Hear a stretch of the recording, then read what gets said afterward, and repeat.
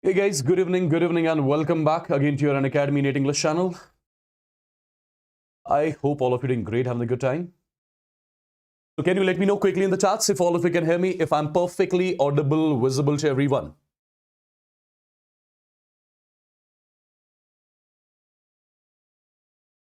Quickly let me know in the chats if all of you can hear me, if I'm perfectly audible, visible to every one of you.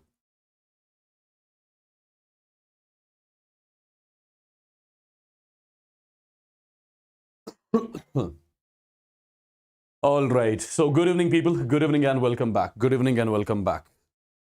Good evening and welcome back. So I hope all of you know that today it's going to be the most predicted paper of your chemistry when it comes to your NEET 2026 examination, right? We are today going to solve some amazing questions of chemistry, my dear students, right?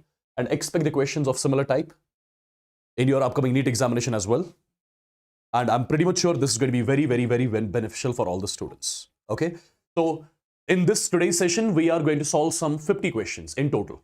50 questions in total, out of which I'll be solving some 30 questions. And right after me, KK sir is going to join in. He'll be solving further 20 more questions of your organic chemistry. Okay. This is going to be very special session, guys. Trust me on that. Because the questions which you are going to see here, they're amazing, perfect, proper up to the mark questions. And I have personally handpicked the questions, basically. Okay. So do take this particular session very seriously. All right. So without wasting a lot of our time, should we get going? Can you let me know in the chats if all of you are ready? Let me know once in the chats if all of you are super ready, my dear students. And before starting this particular session, I just wanted to know which part of the country you guys are watching me from right now. Which state you're from. Quick, in the chats. After that, we'll start the session. After that, we'll start the session. Duration of this session is going to be 1.5 hours almost. 1.5 hours.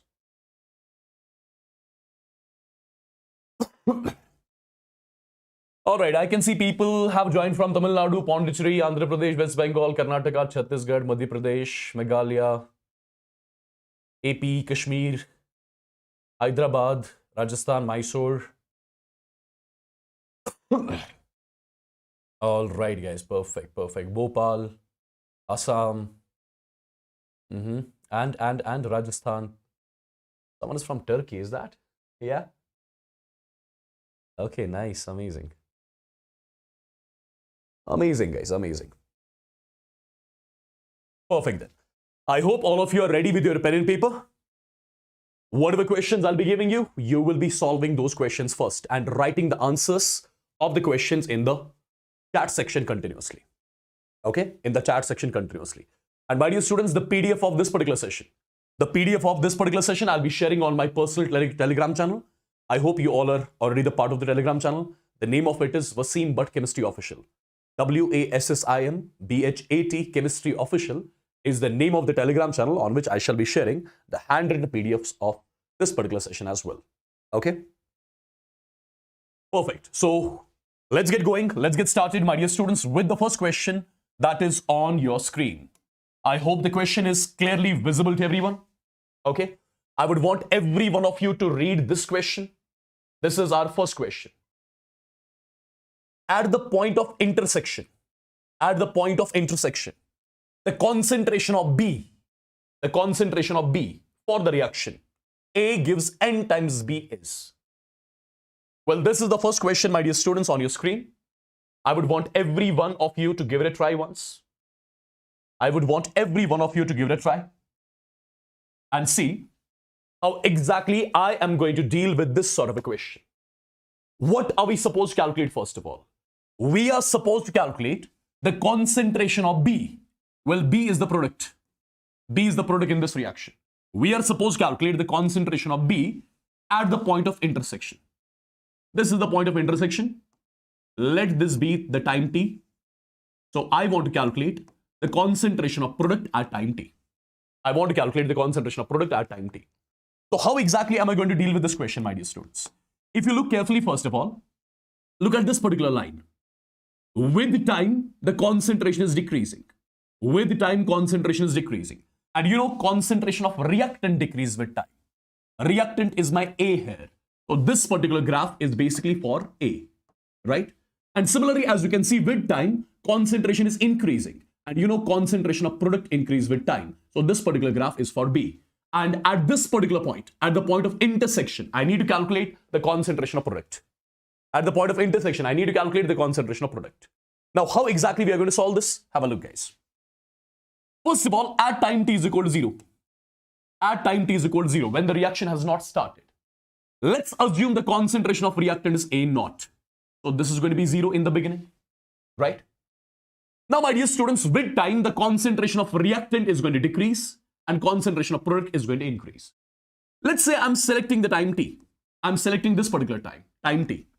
Let's say at time t, out of A naught moles of reactant, let's say X moles have got converted into product. So I'll be left with A naught minus X moles of reactant at time t. Now, if you look carefully, I can say 1 mole of A gives N moles of B. So I would say X moles of A would give N X moles of B. Okay. So can I say at time t, the concentration of B is N times X? So concentration of B at time t is nothing but N times X. Right? Concentration of B at time t. T is the time when these two graphs intersect. So I would say at the intersection, concentration of product is N times X. Correct? Now, my dear students, try to understand what exactly am I going to do. Say at this particular point, when these two graphs are intersecting, can I say at this particular point, concentration of A and B are equal? So I would say concentration of A at time t and concentration of B at time t, both are equal at the point of intersection. Now, what is the concentration of A at time t?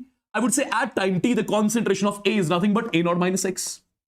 What is the concentration of B at time t? Concentration of B at time t is N times X. Perfect. So my dear students, I can say A naught is equal to, this is going to be Nx plus X. So you can take X as common here, right? It's going to be 1 plus N. So I would say is equal to A naught. So from here you can get the value of X. X is equal to A naught divided by 1 plus N. And my dear students, since you got the value of X, put it here. So I would say concentration of B at intersection. Concentration of B at the point of intersection is N times X. And what is X? X is nothing but A naught divided by 1 plus N. Do you see any option like this? Do you see any option like this? Do you see any option like this? Absolutely, my dear students, it's option C. That's going to be the correct answer of this particular question. Did you understand how did I deal with this question, people? Is it clear to everyone? Yes or no in the chats, quick. A good question this was, conceptual oriented, and I believe this is clear to everyone. Okay, I was supposed to calculate the concentration of B at the point of intersection, right? And you know, at the point of intersection, concentration of B and A will be equal. So that concept I used, and I got the concentration of B at time t, at this particular time when both the graphs meet. Okay. My dear students, moving on to the second question. Look at this particular question carefully. Look at this particular question carefully, guys. What the question is exactly? Calculate the order of the reaction. Calculate the order of the reaction and rate constant of the reaction. Calculate the order of the reaction and rate constant of the reaction. Okay. The graph that's given to me is between log of T 50% and log of A naught. And the graph is a straight line, right? It's making an angle of 45 degrees. Now, how do we deal with such kind of the question? How do we deal with such kind of the question, people? Try to understand. As far as I can see, my dear students, do you know, in your zero order reactions, when you talk about your zero order reaction, How do you calculate half-life? T50% is equal to A naught divided by 2K. I believe everyone would be knowing about this result. Half-life is equal to A naught divided by 2K. Correct? So I can write it like this as well. I can write it like this as well. I can write 1 by 2K multiplied by A naught. Yes? Now, if you look carefully, the graph is between log of T half versus log of A naught. Log of T half versus log of A naught. So let me convert this equation into the logarithmic form. So let me multiply throughout with log. It becomes log of T50%. Log of T50% is equal to log M into N. Log M into N is nothing but that is log of M plus log of N. Log of M plus log of N. My dear students, if you look carefully, you are plotting log of T50%. You are plotting log of T50% along which axis? First of all, if you look carefully, do you see any intercept here? Okay, one thing I'm going to tell you. Log of T 50% you are plotting along y-axis. Log of A naught you are plotting along x-axis, right? The sign here is plus, right? And this is what you call as intercept C. But do you see any intercept here? There is no intercept. There is no intercept. That means this particular term is 0. This particular term is 0. So I can say log of 1 divided by 2k. Log of 1 divided by 2k. It has to be what? It has to be 0. Now, when is the log of x 0? Log of x is equal to 0 when x is equal to 1. So I would say 1 divided by 2k is equal to 1, or I can say k is equal to 1 by 2. So rate constant of the reaction I got to know as 1 by 2. And this particular straight line, it is valid for which reaction? It is valid for your zero order reaction. So first of all, I must say order of the reaction is 0 and rate constant value is nothing but that is 1 by 2. Like these were the two things which I was supposed to calculate. Let me know once in the chats if this question is clear to everyone. Everyone, people. Then I'll be moving on to the next question. Quickly in the chats. Quickly in the chats. Quickly in the chats. Everybody. Everybody. But sir, how C is equal to 0? Intercept. Do you see any intercept in this graph? The line is passing through origin. That means intercept is 0. It is passing through origin. That means intercept is 0. C value is 0. That means this particular term is 0. Simple. Okay? Perfectly done. Moving on to the next one. These are the statements. Statement 1, statement 2. You have to tell me statement 1 is correct, statement 2 is correct, statement 2 is the correct explanation of statement 1, etc., etc. You know the options, right? Tell me, what do you think about this one? What do you think about this one, people? What do you think about this one? Quickly. What do you think about this particular question? The question says, equivalent conductance of all the electrolytes decreases with the increase in concentration. What do you think? Equivalent conductance of all the electrolytes. Equivalent conductance of all the electrolytes decreases with increase in concentration. Increasing concentration means decreasing volume. You know, concentration is equal to moles per unit volume, right? If you are increasing the concentration, that means you are decreasing the volume. That means you are decreasing the volume. I hope you would have studied one thing. With dilution, that means when volume of the solution increases. With dilution, lambda EQ as well as lambda M both increase, right? With dilution, lambda EQ as well as lambda M both increase. With dilution means that means you are increasing the volume. Increasing the volume means decreasing the concentration. So technically I can say on increasing the volume, or I can say on decreasing the concentration, lambda EQ as well as lambda M. What happens to both? Both increase for weak electrolyte as well as strong electrolyte, right? Perfect. Now, are they saying decreasing concentration or increase? So when concentration decreases, this value increases. So when concentration increases, this value decreases.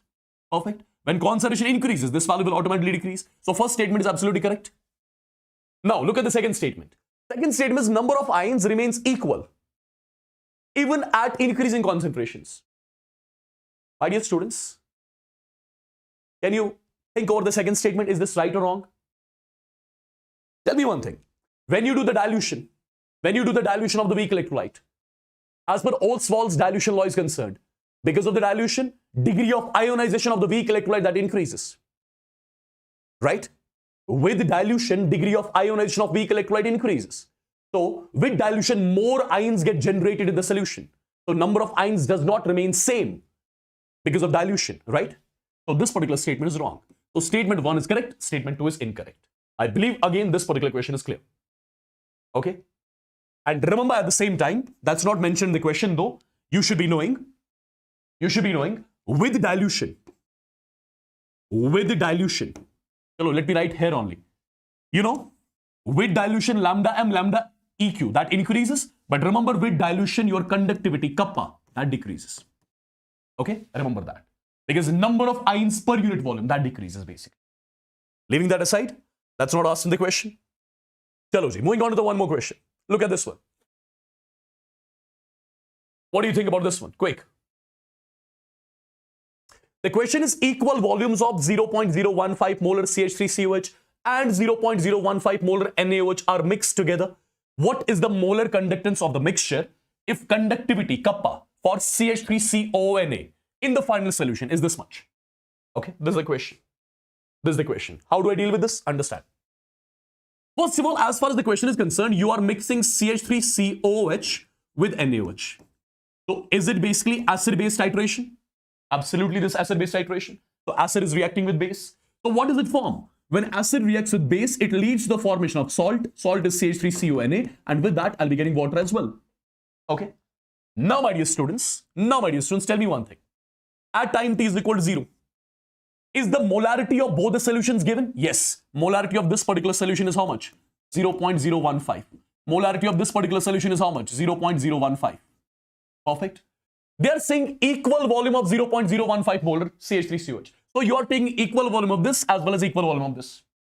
Let's assume that you are taking V volume of this particular solution and you are taking V volume of this particular solution. Perfect. Right?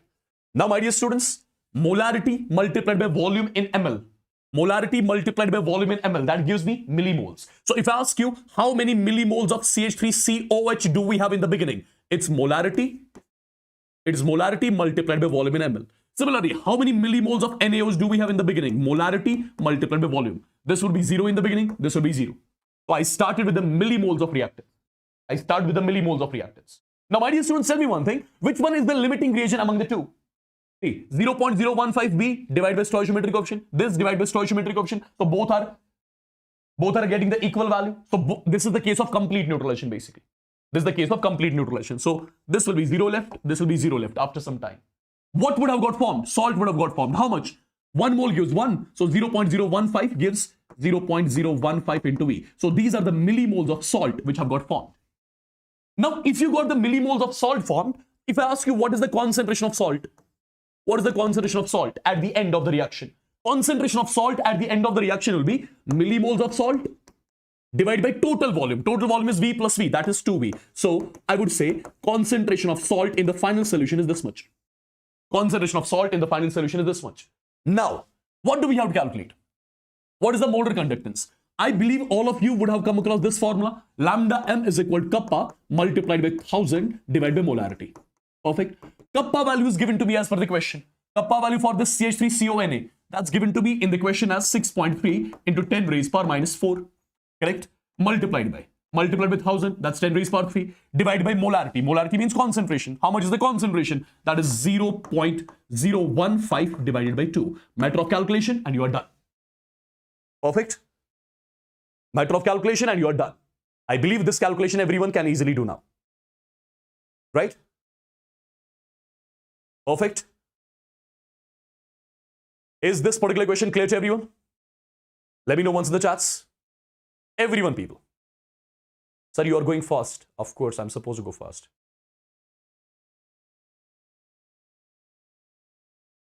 Perfect, people. Guys, calculation part you can do on your own, right? Don't expect me to solve like this plus minus divide right now. Yeah, do that at the end. Chalo, I'm moving on to one more question. Look at this particular question. What do you think about this one? The question is 1 gram of carbonate. 1 gram of carbonate on treatment with excess of HCl produces 0.0 0.01186 moles of carbon dioxide. Calculate the molar mass of M2CO3. Calculate the molar mass of M2CO3. How do we deal with such kind of a question? Understand carefully. How many grams of carbonate I have taken? 1 gram of carbonate. 1 gram carbonate on reaction with HCl is giving us 0.01186 moles of carbon dioxide. This is the data as per the question. This is the data as per the question. When 1 gram carbonate is treated with HCl, it gives me 0.1186 moles of carbon dioxide. I need to calculate the molar mass of this carbonate here. Now tell me one thing. Let's assume molar mass of this carbonate is M. Molar mass of this carbonate is M. So I can say given mass of carbonate divided by molar mass of carbonate. So these are the moles. These are the moles of carbonate which we have. These are the moles of the carbonate which we have. Now, my dear students, as far as the question is concerned, how many moles of carbon dioxide are we getting? These many moles. Now let's do our calculations. As per our calculations, how many carbon dioxide should have got formed? How many moles of carbon dioxide should have got formed? Let's try to understand. Stoichiometry coefficient here is 1. Here it is 1. Stoichiometry is telling me that 1 mole carbonate on treatment with HCl gives 1 mole carbon dioxide. Therefore, 1 by m moles of carbonate on treatment with HCl should give 1 by m moles of carbon dioxide. So these are the moles of carbon dioxide. Which should get formed as per our calculation. And as per the question, these are the moles of carbon dioxide formed. So I can directly equate the two. I can say 1 divided by m is equal to 0.01186. So from here, can I get the value of m? Let me know in the chats what is the value you're getting. Quickly. Quickly, people, everyone in the chats.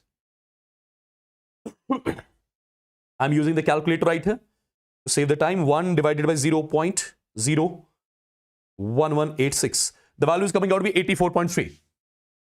So 84.3 grams. This is the molar mass of the metal carbonate which I was supposed to calculate. I hope you got to know how do we deal with such kind of a question if it is asked in the examination. Moving on to the next question, people. The sixth question. Look at the question carefully. Guys. 25 grams of an unknown hydrocarbon upon burning produces 88 grams of carbon dioxide and 9 grams of water. Calculate the empirical formula of hydrocarbon. Now, try to understand how do we deal with such kind of a question. My dear students, first of all, you are taking a hydrocarbon like this, CXHY, and you are doing its combustion. It will lead to the formation of carbon dioxide and water.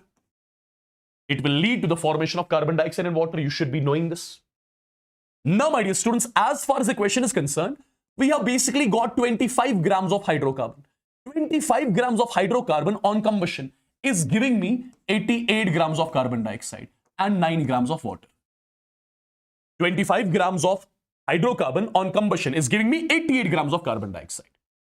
Now, my dear students, if I ask you some general information about carbon dioxide, can I say 44 grams of carbon dioxide? 44 grams of carbon dioxide contains 12 grams of carbon. This is the general information about carbon dioxide. I can say 44 grams of carbon dioxide contains 12 grams of carbon. Therefore, I can say 1 gram of carbon dioxide. 1 gram carbon dioxide contains 12 divided by 44 grams of carbon. Perfect. Therefore, as per our calculations, 88 grams of carbon dioxide will contain 12 divided by 44 multiplied by 88 grams of carbon. So this value comes out to be how much? 24 grams of carbon. So I got to know, if you look carefully, this is the mass of carbon. Which is present in 88 grams of carbon dioxide. So I would say in 88 gram carbon dioxide, there are 24 grams of carbon. In 88 grams of carbon dioxide, there are 24 grams of carbon. This 24 grams of carbon, which is present in carbon dioxide, from where it has come? It has actually come from this hydrocarbon. So that means in this hydrocarbon, there would have been 24 grams of carbon. And finally, those 24 grams of carbon are reaching into carbon dioxide. Now tell me one thing. What is the total mass of the hydrocarbon? 25 grams. 25 grams of hydrocarbon contains 24 grams of carbon. That means it will contain 1 gram of hydrogen. So technically, I got to know the hydrocarbon which we have that contains two elements, carbon and hydrogen. If I ask you, what is the mass of carbon in the hydrocarbon? That is 24 grams. What is the mass of hydrogen in the hydrocarbon? That's 1 gram. Perfect. Now, do you know how do we calculate empirical formula? My dear students, its atomic mass is 12. This is 1. The first step is to get the atomic ratio. How do we get the atomic ratio? 24 divided by its atomic mass 12. Similarly, 1 divided by its atomic mass 1. This value comes on be 2. This value comes on be 1. Perfect. Right? Perfect, guys. It's a complete hypothetical question. It's a complete hypothetical question, guys. So tell me, as per our calculations, what should be the empirical formula? It should be C2H1. Right? Perfect. Am I clear with this?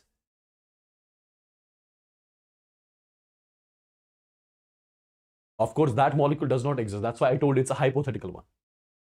C2H. Have you seen ever C2H? All right, people. Moving on to one more question. The 7th question of the today's session. Look at this one. Calculate the reduction potential. Calculate the reduction potential. Calculate the reduction potential. At pH equal to 14. For Cu dye positive, gives Cu electrode at 25 degrees centigrade. KSP for CuH whole twice is given. E naught for Cu dye positive gives Cu is given as well. Have you ever solved this sort of a question? Let's exactly see how this sort of a question will be solved. Try to understand, people.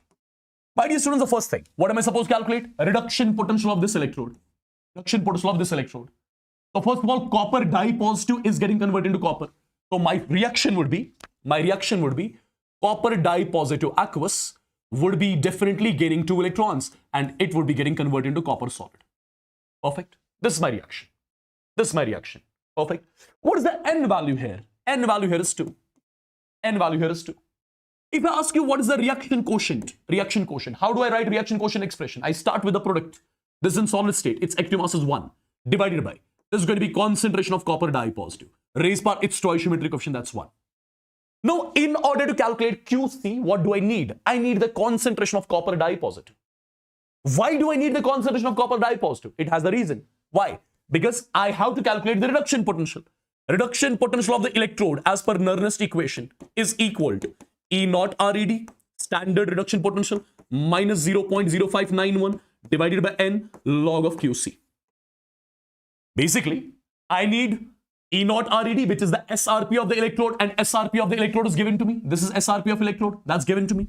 N value I already got. Now I need QC. How do I get QC? QC I'll get from this formula.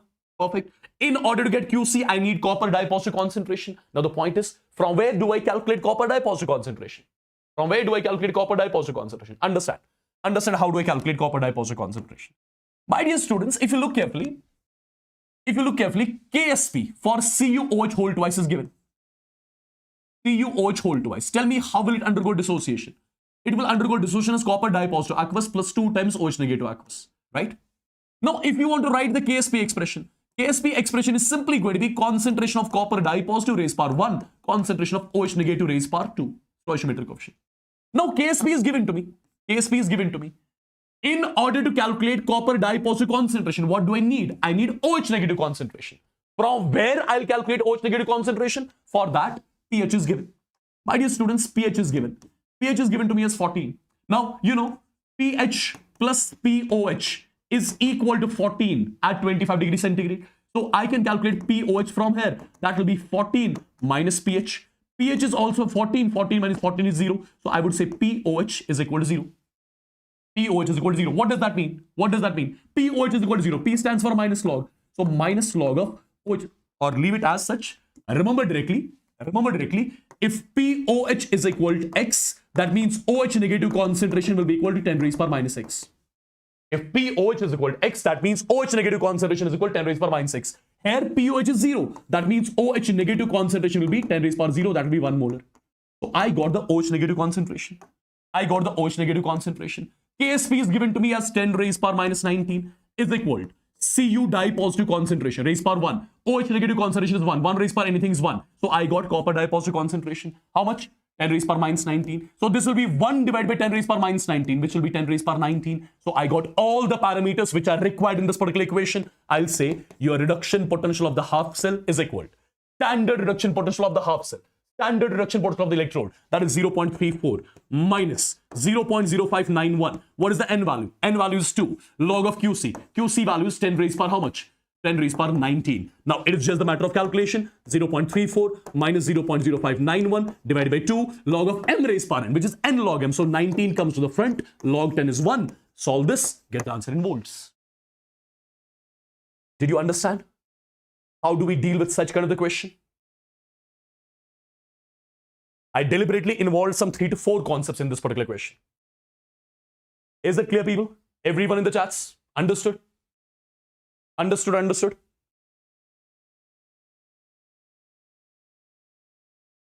Okay, guys?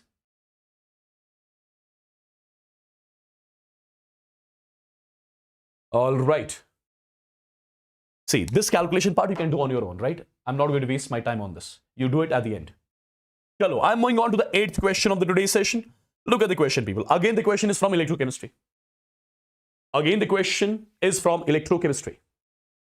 What do you think about this one? What do you think about this one? What do you think about this one?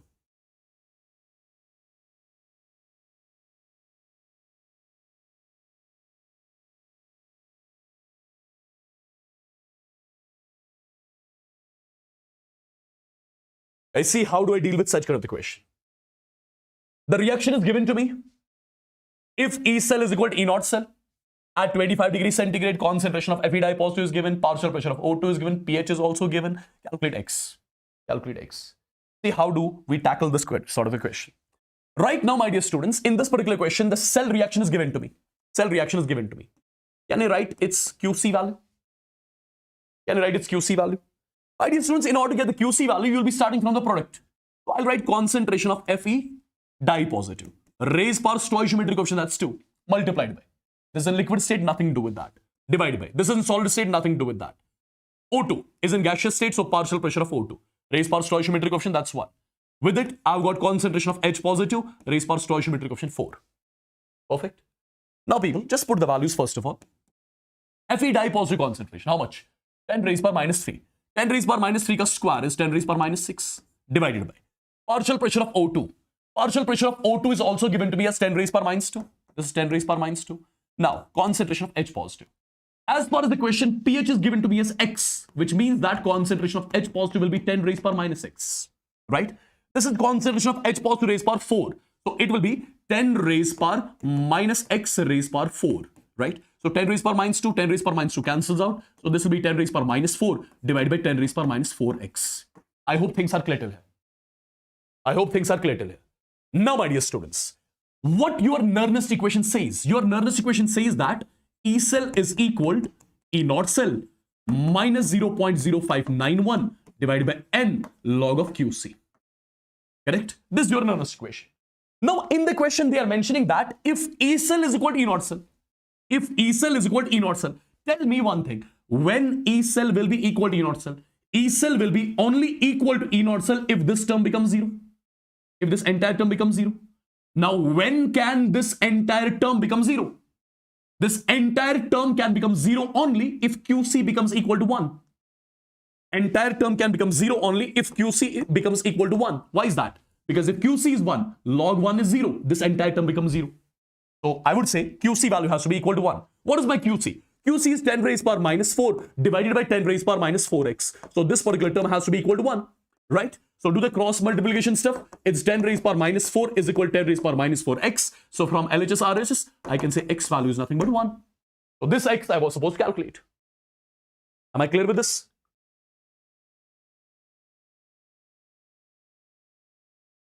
Am I clear with this, people? Everyone in the chats once? Yes? This was again a good question. Nice one, conceptual one. And I believe you're done with this, yeah? Okay. Look at this question, guys. Look at this question.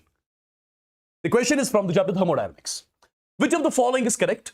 I think I have solved this question many a times with you. I found this question beneficial. That's why I came up with this question again. Okay? Look at this question. Which of the following is correct for the following exothermic reaction? If you read the question carefully, they have mentioned the reaction is exothermic. They have mentioned the reaction is exothermic. And my dear students, if you know, during exothermic reaction, heat is released. During exothermic reaction, heat is released. And whenever heat is released by the system, Q value is taken as negative. Q value is taken as negative. Here they have given Q value positive. So this cannot be the answer. Number one. Number two. Since, you know, when we talk about thermochemistry, all the reactions, they take place at constant temperature. Now with temperature, pressure is given as constant as well. In your thermochemistry, we consider all your reactions, they take place at constant temperature. Now in the question, they have mentioned pressure constant as well. So I would say this reaction is carried out at constant pressure temperature. This reaction is carried out at constant pressure and temperature. So by default, temperature is constant for all the reactions, right? And pressure is constant as per the question. So pressure, temperature, both are constant. Now, if you use ideal gas equation says that PV is equal to nRT. Now, pressure and temperature is constant. R value is already constant. Can I say volume is directly proportional to moles? Absolutely, volume is directly proportional to moles. Now, my dear students, if moles are increasing, volume will be increasing. If moles are decreasing, volume will be decreasing. Right? Now, look carefully. How many gaseous moles do we have on the reactant side? 3 plus 1, 4. How many gaseous moles do we have on the product side? 1 plus 1, 2. Right? So during the process, are gaseous moles increasing or decreasing? Gaseous moles are decreasing during this process. If moles are decreasing, volume will be decreasing. If moles are decreasing, volume will be decreasing. And my dear students, when volume decreases, decrease in the volume is what you call as compression. Decrease in the volume of the system is what you call as compression. And whenever there is compression, work is done on the system. And whenever work is done on the system, W value is taken as positive in chemistry. W value is positive. Here they have mentioned W negative. So this cannot be the answer. Now, two things are left. My dear students, I believe all of you would be knowing that for a gaseous phase reaction, delta H is equal delta U plus delta NGRT. If I ask you one thing, what is delta Ng for this reaction? Delta Ng is equal to number of moles of gaseous products, which is 1 plus 1, 2, minus number of moles of gaseous reactants, which is 3 plus 1, 4. So delta Ng for the reaction is minus 2. If delta Ng is minus 2, I would say delta H is equal to delta U. Delta Ng is minus 2. With this, you have got R, you have got T. So I would say delta U is equal to delta H plus 2RT. Correct? So now if you think logically, you have to add this term. You have to add this term to delta H. You have to add this term to delta H. Then only it's coming equal to delta U. So what does that mean? That means delta U is greater than delta H. By how much amount? By this much of amount. So delta U is greater than delta H. So this is correct. This becomes incorrect. Good one again. Yeah? Am I clear with this? Everyone in the chats? Am I clear with this, people? Is this particular question clear? Everyone in the chats? Yeah? So again, this was a good question. Now, let's move on to the 10th question. Again, the question is from the chapter Thermodynamics. Again, the question is from the chapter Thermodynamics. My dear students, look at the question carefully. A sample of fluorocarbon was allowed to expand reversibly and adiabatically to twice of its volume. So that means if the volume of the gas, initial volume of the gas was V, final volume of the gas is 2 times V. That's given in the question. Because the gas is undergoing expansion to twice of its volume. During the expansion, the temperature dropped from 400 Kelvin to 100 Kelvin. So initial temperature of the gas was given to us as 400 Kelvin and final temperature of the gas is given to us as 100 Kelvin. What are we supposed to calculate? We are supposed to calculate CV for the gas. We are supposed to calculate molar heat capacity at constant volume, CV. My dear students, do you remember this formula? CV is equal to R divided by gamma minus 1. CV is equal to R divided by gamma minus 1. So technically, I have to calculate the value of gamma. Now, as far as the question is concerned, the gas is undergoing The gas is undergoing reversible adiabatic process. And when the gas undergoes reversible adiabatic process, this is the equation which we use. T1 V1 raised power gamma minus 1 is equal to T2 V2 raised power gamma minus 1. Now what is T1? T1 is given to me as 400. What is V1? That is V raised power gamma minus 1 is equal to T2 value. That's given to me as 100. V2 is 2 times V raised power gamma minus 1. So 0000 cancels out. V power gamma minus 1, V power gamma minus 1 cancels out. So on this side, I'm left with 4 is equal. On this side, it's going to be 2 raised power gamma minus 1. Now, what should be the value of gamma minus 1 such that LHS RHS becomes equal?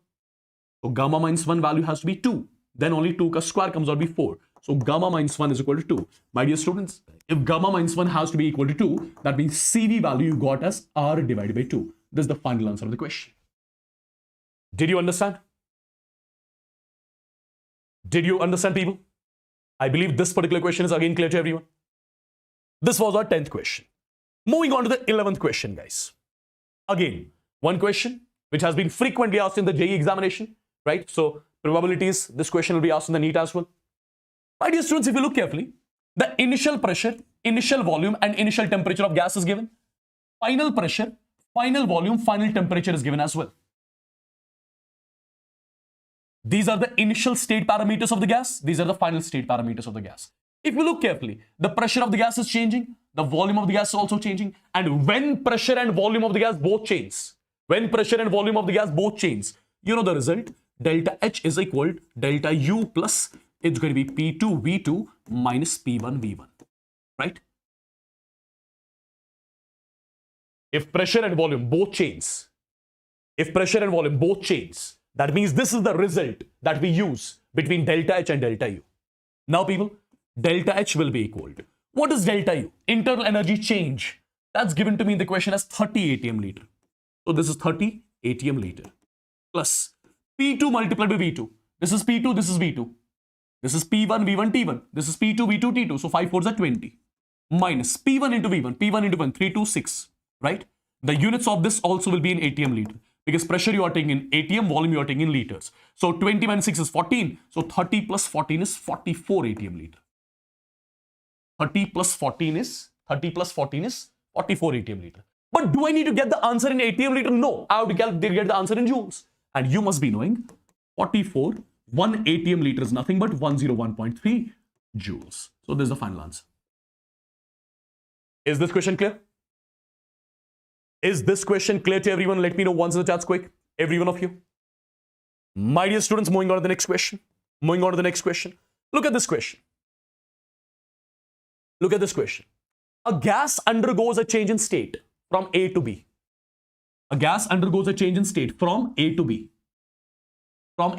Okay. In the process, heat absorbed. So gas is absorbing heat. When gas absorbs heat, Q value is taken as positive. How much heat is absorbed?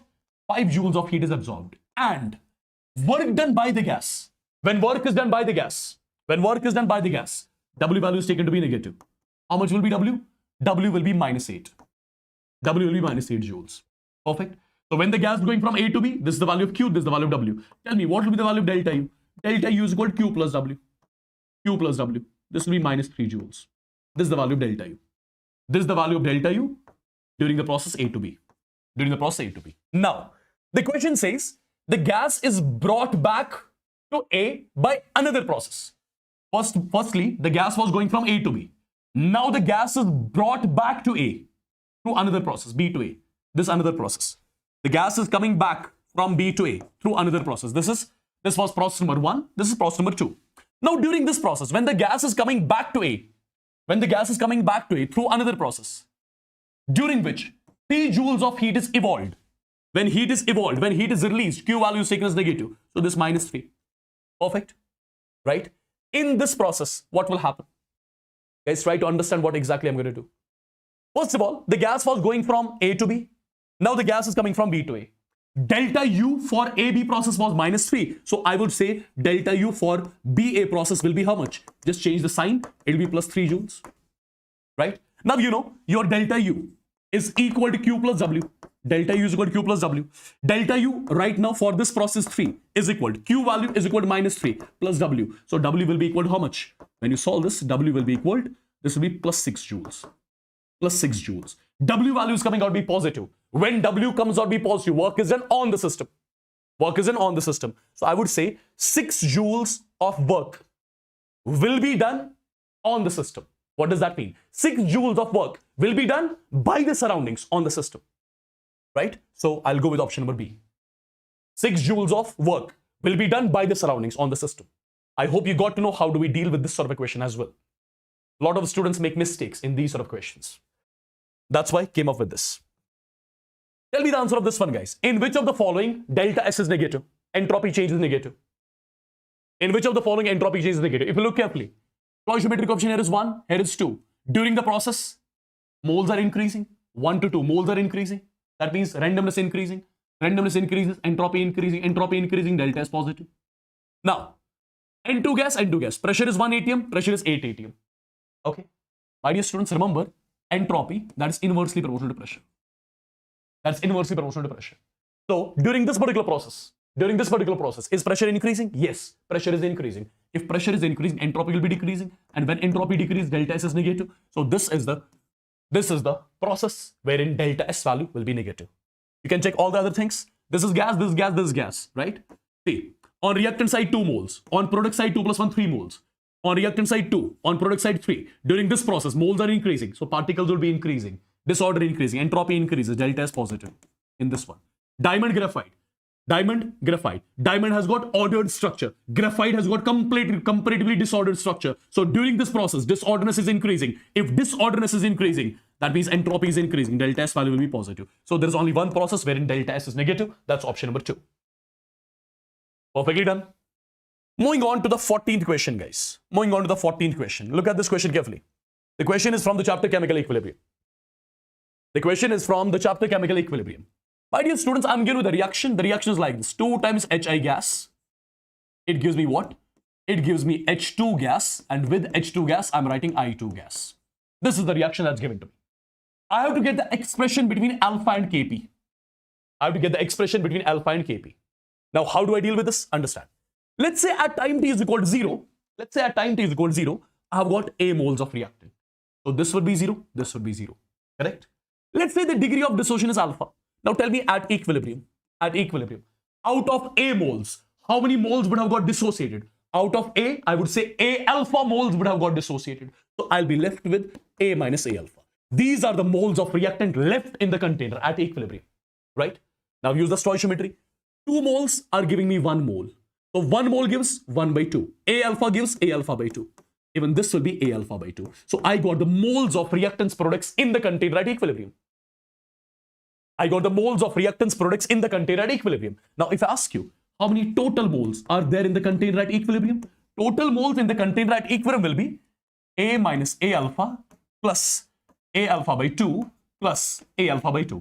A alpha by 2 is A alpha cancels out, the value comes out to be A. Now what I'll be doing? I'll be dividing these moles with the total moles. When I divide moles with the total moles, I got the mole fraction. Now A gets cancelled. This will be 1 minus alpha. This will be alpha divided by 2. Even this will be alpha by 2. So this is what I call as mole fraction. I got the mole fraction of reactants products at equilibrium. Now, my dear students, I'm multiplying mole fraction with total pressure of the mixture at equilibrium. So what do I call this as? I call this as partial pressure. So these are the partial pressures of reactants products in the container at equilibrium. My dear students, if you got the partial pressures of reactants products at equilibrium, you can easily write the expression for Kp. Kp expression will be partial pressure of H2 at equilibrium, that's alpha P divided by 2. Partial pressure of I2 at equilibrium, that's alpha P divided by 2. So it's going to be alpha square P square divided by 4 whole divided by partial pressure of HI at equilibrium. That is how much? 1 minus alpha multiplied by P square, because stoichiometric coefficient is 2. So this is square, this is square. So P square finally cancels out. So it's going to be finally alpha square divided by 4 multiplied by 1 minus alpha square. Correct till here? I believe till here it's correct. Now guys, I can do one thing. I can write this as alpha divided by, instead of 4 I'm writing 2 multiplied by 1 minus alpha, and I can take square as common. I can take square as common here. This is equal to Kp. This is equal to Kp. Now I can say alpha divided by 2 minus 2 alpha. Alpha divided by 2 minus 2 alpha is equal to under root of Kp. Perfect. Now if I do a bit of cross multiplication, I can say alpha is equal to 2 times the root of Kp minus 2 alpha times root of Kp. Perfect. If I take this term on this side, it's going to be alpha plus 2 alpha multiplied by root of Kp is equal to 2 times under root of Kp. Perfect. If I take alpha common, I would say alpha into 1 plus 2 times root of Kp is equal to 2 times the root of Kp. So from here, I can say alpha will be equal to 2 times the root of Kp divided by how much? Divided by 1 plus 2 times the root of Kp. Do you see any option like this? Do you see any option like this?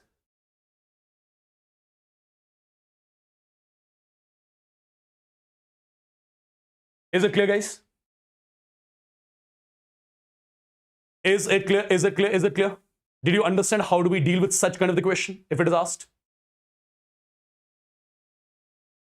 Quickly. Quickly. Perfectly done, guys. Moving on to one more, yeah? Moving on to one more. So this was our 14th question. Now, a simple one. 15th question.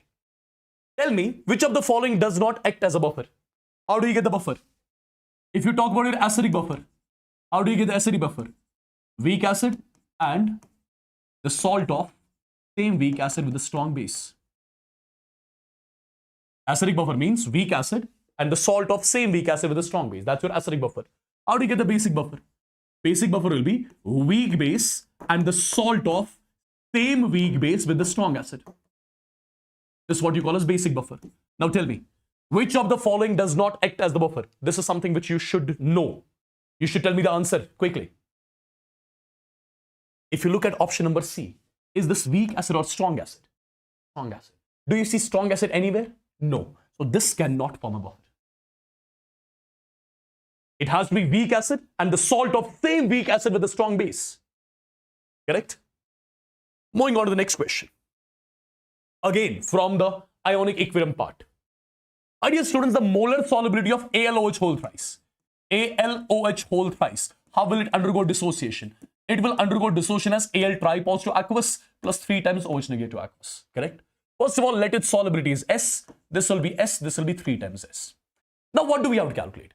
We have to calculate the molar solubility of AlOH whole thrice in 0.1 molar NaOH. This is your NaOH. How will it undergo dissociation? Na positive plus OH negative. Tell me what was its concentration that was kept? That was 0.2 molar. This would be 0 in the beginning, this would be 0. Now this would be 0, this will be 0.2, this will be 0.2. Why? Because it would have got completely dissociated. Now do you see in the container what do we have? Do you see any common ion? OH negative, OH negative. Concentration of OH negative, here is 3S. Concentration of OH negative, here is 0.2. So the total OH negative concentration will be 0.2 plus 3S. Right? And this can be further written as only 0.2 molar. Perfect. Right? Because of the common ion effect. Now guys, if I write the KSP expression for AlOH whole thrice will be equal to concentration of Al tripositive raised by stoichiometric coefficient, concentration of OH negative raised by stoichiometric coefficient. Now what is KSP? KSP is 2.4 into 10 raised by minus 24. What is Al tripositive concentration? That is S, which I need to calculate basically. OH negative concentration is 0.2, which is 2 into 10 raised by minus 1 raised by 3. Perfect. Now, again, the matter of calculation, I can write it as 24 into 10 raised by minus 25 is equal to S. This will be 8 into 10 raised by minus 3. So 8, 1, 8, 3, right? 10 power minus 3, 10 power minus 3 cancels out. So 3 into 10 raised by minus 22 is going to be the value of S, and its units are going to be in moles per liter. So this is the solubility of AlOH whole thrice, which I was supposed to calculate, right? Did you understand, people? So this is the solubility of AlOH whole thrice, which I was supposed to calculate. And this is the solubility of AlOH whole thrice, not in water, in NaOH solution. In NaOH solution, using common ion effect. Okay? Perfect. Expect this sort of a question, guys. Moving on to the next question. Moving on to the next question. In hydrogen-like sample, electron makes a transition from fifth excited state to second excited state. Fifth excited state means N is equal to 6. Second excited state means N is equal to 3. Right? So the electron is coming from 6 to 3. So how many total spectral lines will be there? The formula is N2 minus N1 multiplied by N2 minus N1 plus 1 divided by 2. Now put the values of N2, N1. So this is 6 minus 3 multiplied by 6 minus 3 plus 1 divided by 2. So the value will be 3 multiplied by 3 plus 1 is 4 divided by 2. 12 divided by 2 is 6. So total there will be 6 spectral lines. Total will be 6 spectral lines. So this value is incorrect. Right? This value is incorrect. Because total there are 6 spectral lines. Now out of 6 spectral lines, how many will fall into Balmer? Out of 6 spectral lines, how many will fall into Balmer? There's the formula for that. N2 minus ground state of Balmer. N2 minus ground state of Balmer. What is the value of N2? N2 value is 6 minus. What is the ground state of Balmer? Lyman-Balmer, that's 2. 6 minus 2 is 4. So out of 6 spectral lines, 4 will fall into Balmer. So here they have mentioned 2. So this is not the answer. Right? Perfect, guys? Perfect. Am I clear? Can you tell me, will there be any line from Balmer? Just asking you. Is there going to be any line from Balmer in which will fall into Balmer? From the formula, I got 4. From the formula, I got 4 in Balmer. Will there be any line in Balmer? Balmer means electron makes a transition from higher energy state to shell number 2. But electron is not coming to 2, it's coming to 3. So there'll be no line in Balmer, guys, okay? There'll be no line in Balmer, right? There'll be no line in Balmer. So this also incorrect. Now, how many will fall in Paschen? How many will fall into Paschen? Paschen means N2 minus ground state of Paschen. What is the ground state of Paschen? N2 is first of all 6. Ground state of Paschen is 3, right? So 6 minus 3 is 3. So this one is correct. Option D is the one that's correct. Okay? So you have to be careful with these small things, guys. You have to be careful with these small things. So this was our 17th question. Moving on to the 18th. Moving on to 18th question. For an electron, n value is equal to 3. All right? N value is equal to 3. Okay? And only one radial node. And only one radial node. The orbital angular momentum is. So there is only one radial node. So tell me, how do we calculate the radial nodes? N minus L minus 1. This is the formula to calculate radial nodes. As per the question, how many radial nodes? 1. N value is 3. So 3 minus L minus 1 is equal to 1. 3 minus 1 is 2. So 2 minus L is equal to 1. That means L value is equal to 1. L value is equal to 1. L value is equal to 1 means I'm talking about P subshell. So it is technically 3P which is given to us. Now how do you calculate orbital angular momentum for 3P? It is equal to under root of L into L plus 1 into H upon 2 pi. L value is how much? 1. So 1 plus 1, 2. So it is the root of 2 into H upon 2 pi, or you can say it will be H upon root of 2 pi. H upon root of 2 pi. Is any option like that? Yes, this one. Option C. Done and dusted? I believe yes. Moving on to the 19th question, guys. Look at the 19th question. During the disproportionation of iodine, to iodide, and iodate, in which medium? In alkaline medium. The ratio of iodate and iodide. So technically, I'm supposed to balance this reaction so that I get the stoichiometric coefficients. And we have to write the stoichiometric coefficients here. Now, how do we balance this reaction? It is basically the disproportionation reaction. There is a simple method of balancing disproportionation reaction. What is that? Let's reverse the reaction first. When you reverse the reaction, it will be I negative plus IO3 negative. It gives I2. Okay. Now, what do you think is the oxidation state of iodine here? -1. Iodine here will be +5. This will be 0. Now, what is the n factor of I negative? -1 to 0. -1 to 0. Change. Final minus initial. The value is 1. 1 is the change for one atom. I have only 1. So its n factor is 1. +5 to 0. Change. 5. 5 is the change for 1. I have 5.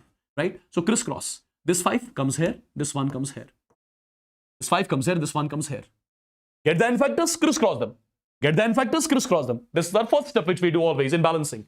If you remember your oxidation number method. What do I have to calculate? The ratio of iodate. Iodate is this.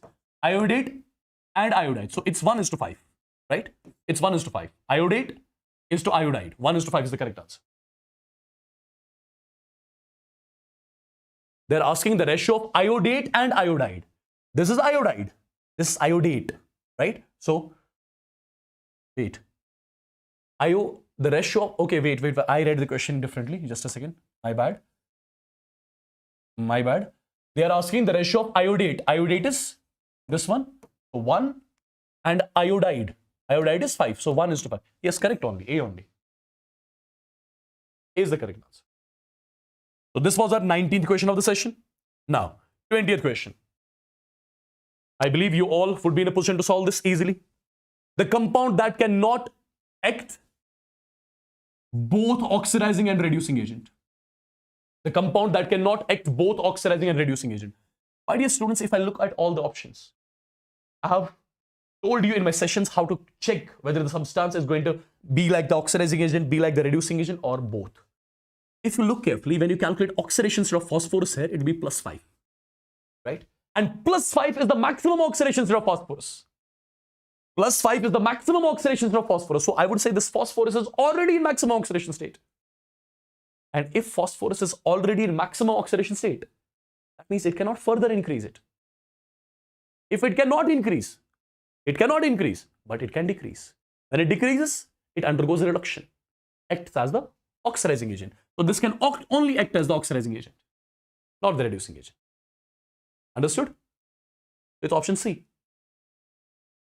Clear? If you check all the other options, here sulfur is in +4 oxidation state, right? Now, what is the range of oxidation state that sulfur shows? Sulfur group 16 -2 to +6.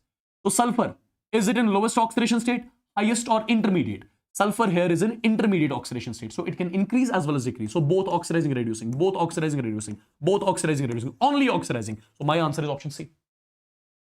Understood? I've told you all this in detail. Incorrect order of acidic strength. Incorrect order of acidic strength. Quick in the chats. Incorrect order of acidic strength.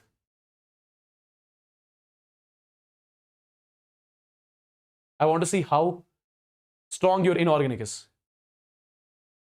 My dear students, if you look at the second option, this H2, this H2S, this is H2TE. So oxygen, sulfur, tellurium. Oxygen, sulfur, tellurium. Down the group, size increases. That means here the bond is between OH. Here the bond is between SH. Here the bond is between HTE. So if size increases down the group, I would say, if the size increases down the group, I would say bond dissociation energy will decrease. So this will have least bond dissociation energy. If it has least bond dissociation energy, it will give away H positive easily. So this has to be the stronger acid. Or you can say, when you make its conjugate base will be more stable. You can talk in terms of that as well. So this is the incorrect one. Rest all you can check, they're correct. But do check the other options as well. Okay? Remember them, they can be asked. Right? So this one is correct about acidic strength. This one is also correct about acidic strength. This one is also correct about acidic strength. Moving on to one more. Tell me, you have to match 1 with 2. Boron, thallium, gallium, aluminium, indium. Which order this is?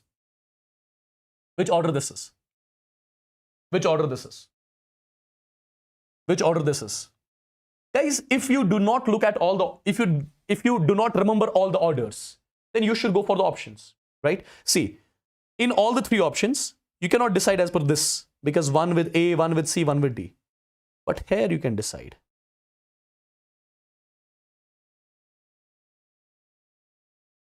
Yeah? So if you remember, see, this order everyone remembers. I know that. This order everyone remembers. This is the order of what?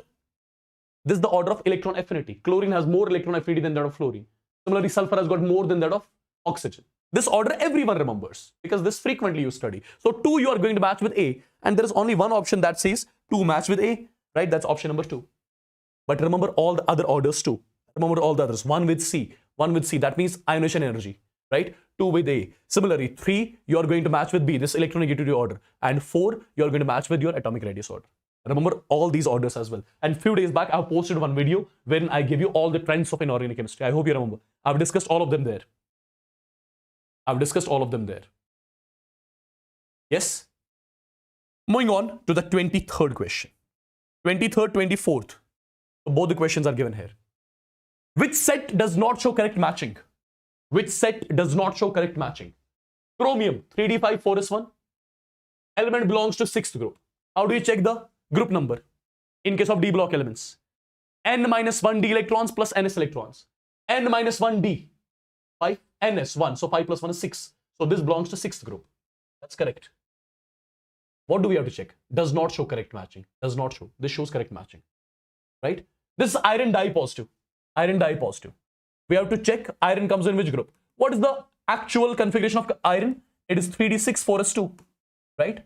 So n minus 1d, 6, ns 2. 6 plus 2 is 8. So it belongs to 8th group. This is correct. Scandium. Scandium. Leave this tri-positive di-positive aside. Scandium is 3d1 4s2. It is 3d1 4s2. Right? So n minus 1d, that's 1, plus ns containing 2. So 1 plus 2 is 3. So it belongs to 3rd group. Here they are mentioned as 0 group. So this is wrong. Incorrectly matched. Option C is incorrectly matched. Right? Option C is incorrectly matched. They are just confusing you by writing di positive so that you can say this is 3d6. You can say this is 3s2. They'll give you like this SC tri positive so that it looks like that outermost electron is in p subshell. So it's a p block element. But in reality, scandium is not p block. It's d block element. So they give you all this just to confuse you. Yeah? Okay. Which order is correct? Which order is correct? Solubility order, melting point order, acidic strength order, covalent character order. Which order is correct? See, one of the order is correct among all. All the others are incorrect. That I already saw. What do you see? Which one is correct? Look carefully. Look carefully. Look carefully. Absolutely. It's option D that's correct. It's option D that's correct. Why? Because this is Al tri positive. This is magnesium di positive. More the charge on cation, more the polarizing power of cation. More the polarizing power of cation, that means more is the covalent character. So this is the covalent character order. All the other orders are incorrect. Do remember them as well. The other orders which are incorrect. Okay. Moving on to the 25th question. You have to match again. You have to match again. Tell me. Hydrogen bond. Hydrogen bond will be there in HF molecule. Right? Resonance will be there in O3. Perfect. Covalent solid. Your carbon is covalent solid. Ionic solid. LiF is ionic solid.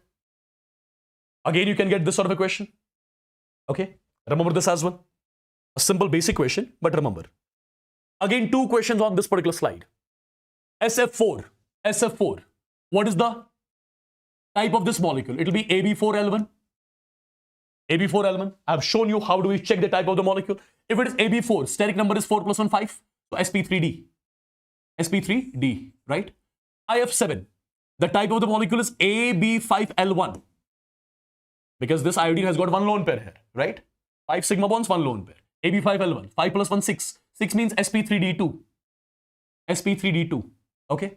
Similarly, NH4 positive directly match with this. Then you can check NO2 positive as well. This will be sp. Right? This will be AB2L0 type. This will be AB2L0 type. And all this I have taught you in detail in those small sessions where now to check, I've told you how to check the steric number, etc., etc. Okay? Now, match the following. Bond order matching. Bond order matching. If you remember, I have already given you the shortcut to calculate bond order. All the 14 electron species will have bond order of 3. 15 electron species will have bond order of 2.5. 16 electron species will have bond order of 2. 17 electron species will have bond order of 1.5. 18 electron species will have bond order of 1. 13 electron species, again 2.5. Similarly, 12 electron species, bond order of 2. 11 electron species, bond order of 1.5. 10 electron species, bond order of 1. Right? There is only one exception, that is CO positive. CO positive is 13 electron species, yet its bond order is 3.5. Its bond order, it's a 13 electron species. If it is a 13 electron species, its bond order should be 2.5, but it's 3.5. Now you can match easily. See, NO, carbon has got 8 electrons. 8 plus 7 is 15, so it's a 15 electron species. If it's a 15 electron species, that means its bond order should be 2.5. So match it with 2.5. CO, 8 plus 6, 14. 14 electron species, bond order 3.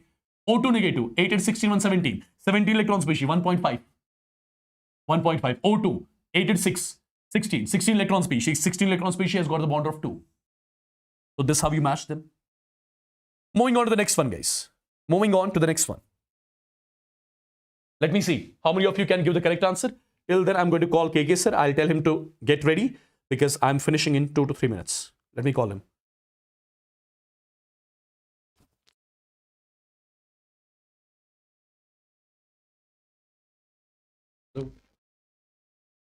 Okay, okay. I'll be just taking some 2 to 3 minutes. ठीक है? Because you can stop. Then it's gonna be phone. But just start streaming. Huh? Okay, sir. Tell me, people. What do you think about this one? Again, this is all based on your molecular orbital theory, guys. You have to select the incorrect one. And when it comes to F2, it has got more than 14 electrons, more than 14 electrons, and more than 14 electron species do not follow this particular order. So this is incorrect one. This is incorrect one, right? More than 14 electron species, they do not follow this order. All the others are correct. Be2 is not stable molecule, right? He2 is not stable, but He positive is expected to exist. Basically, any species that has bond order less or equal to 0, that does not exist. That's not stable, right? You know it. And I've told you in detail how do we check the bond orders. Half of number of electrons in bonding minus number of electrons in anti-bonding. Yeah? Okay, one more question. Tell me the answer of this one. Which is not correct? Which is not correct, people? Which is not correct? Orthonitrophenol can be separated from meta and para isomers using steam volatile property. This is correct only. HF solid, okay, this is in solid state. It has got zigzag structure, that's also correct. HF is more volatile than HCl, is that correct? Is HF more volatile than HCl? No, because in HF there is strong hydrogen bonding. So how can it be more volatile than HCl? So this is incorrect. All the others will be correct only. So ethylene glycol is less viscous than glycerol. Okay, the last two questions, guys, on the screen. The last two questions on the screen. Tell me the answer of this question. The compound that does not produce N2 gas by thermal decomposition. This question has been asked 2 to 3 times in JEE examination. See, all these 3 compounds, they produce H2 gas when you decompose them, when you heat them up. But this does not produce N2 gas when you decompose them. All the other 3, when you heat them up, when you decompose them, they produce N2 gas. But this one, when you decompose this, it does not produce any N2 gas. Remember this direct question, it has been asked many times. The question can be like this as well. Which of the following gives N2 gas upon thermal decomposition? And one of the option in these 3 can be given. Remember it directly. This is again important. Okay. When I wrote JEE examination, this question was asked. What about this one? Chlorine water on standing loses its color and forms what? It forms HCl, HOCl. Correct? So my dear students, I believe all these questions are very clear. The PDF of this particular session I'll be sharing on my Telegram. The name of the Telegram channel is Wassim Bhat Chemistry Official. The name of the Telegram channel is Wassim Bhat Chemistry Official. Chemistry Official.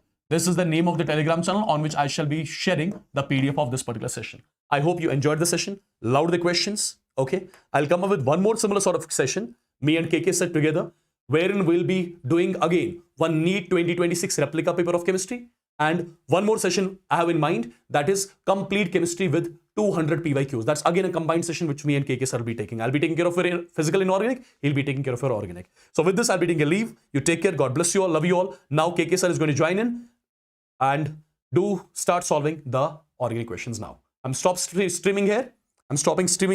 Now KK sir will be joining in. See you. Macor start. Okay.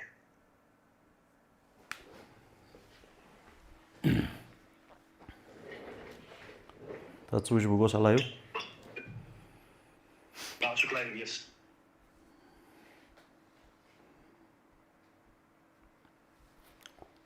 And one of the option in these 3 can be given.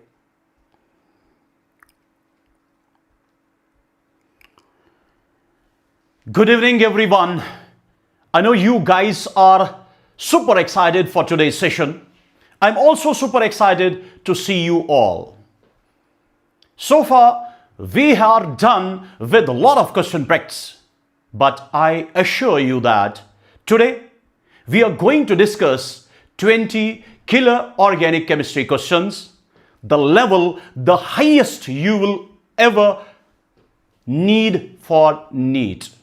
So without wasting time, let's get started. But before doing that, let me know in the chats if I am clearly audible and visible to each and every one. Let me know in the chats quickly if I am clearly audible and visible to each and every one. Am I audible and visible to each and every one? Okay, so let's get started. So our first question in organic chemistry is, on your screen right now. Is this visible to each and everyone? Let me know in the chats quickly. Yes, this is visible. This is visible. Have a look. Have a look. Question is that phenol on treatment with benzoyl chloride in presence of pyridine. Have a look. Have a look. Have a look. This is what we call our phenol. This on treatment with, this is benzoyl chloride. Can I write benzoyl chloride in this fashion? Can I write benzoyl chloride in this fashion? Now, what will happen? You know, this is simple. This is simple. What we call benzylation reaction. Basically, this will act as a nucleophile. It will attack this. Cl- will be lost. And after that, this reaction is basically taking place and it results in the formation of an ester.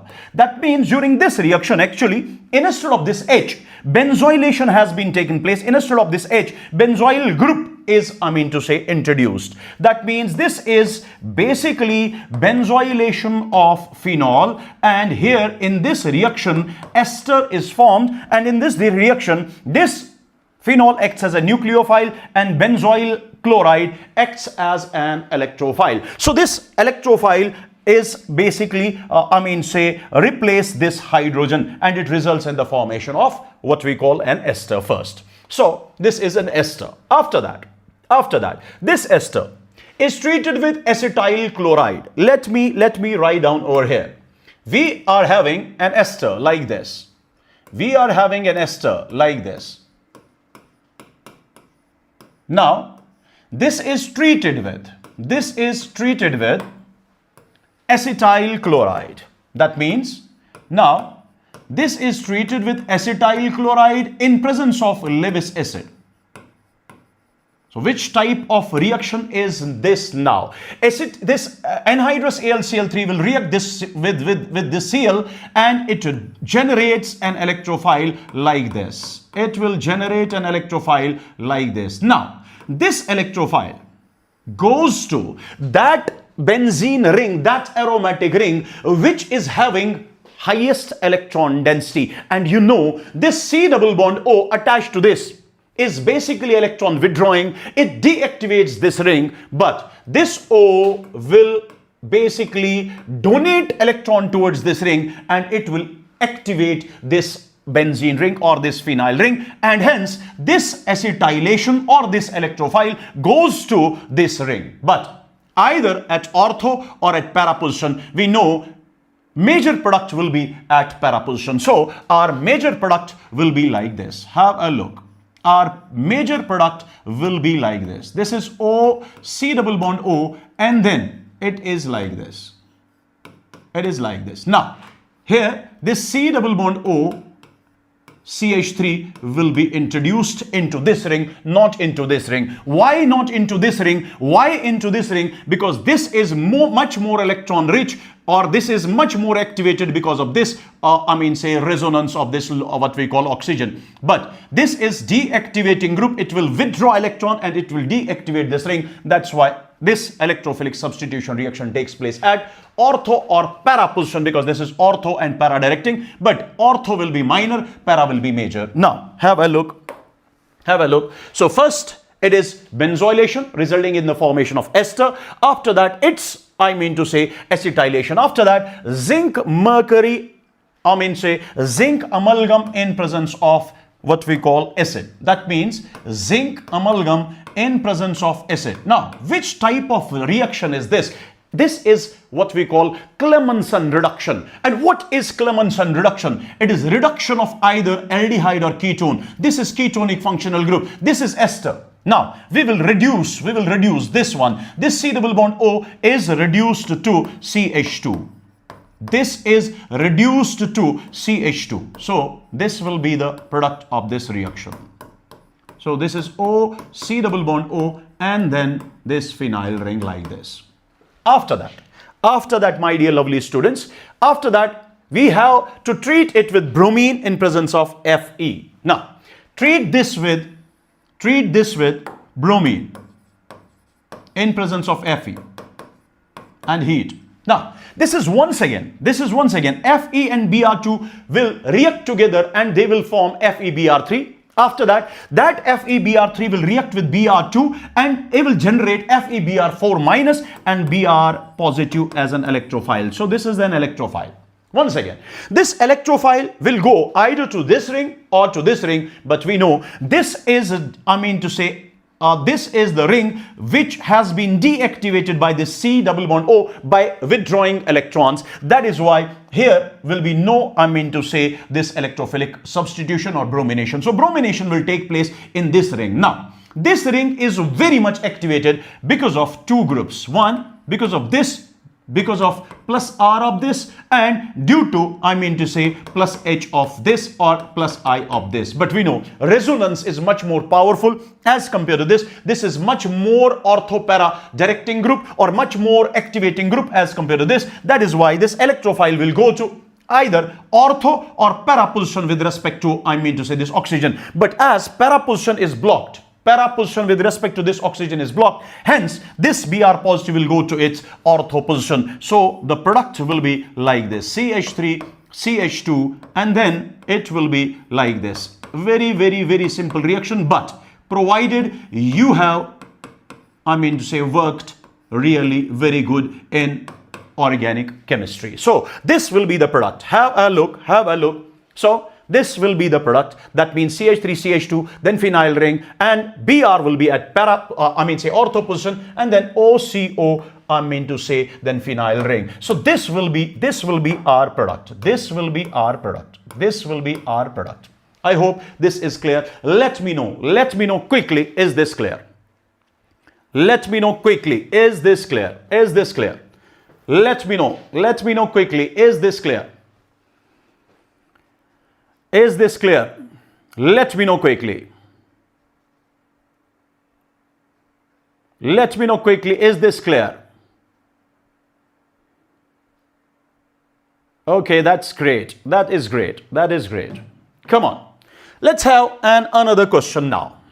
The total number of isomers and optically active compounds in the isomers of C3H5Br are. Have a look.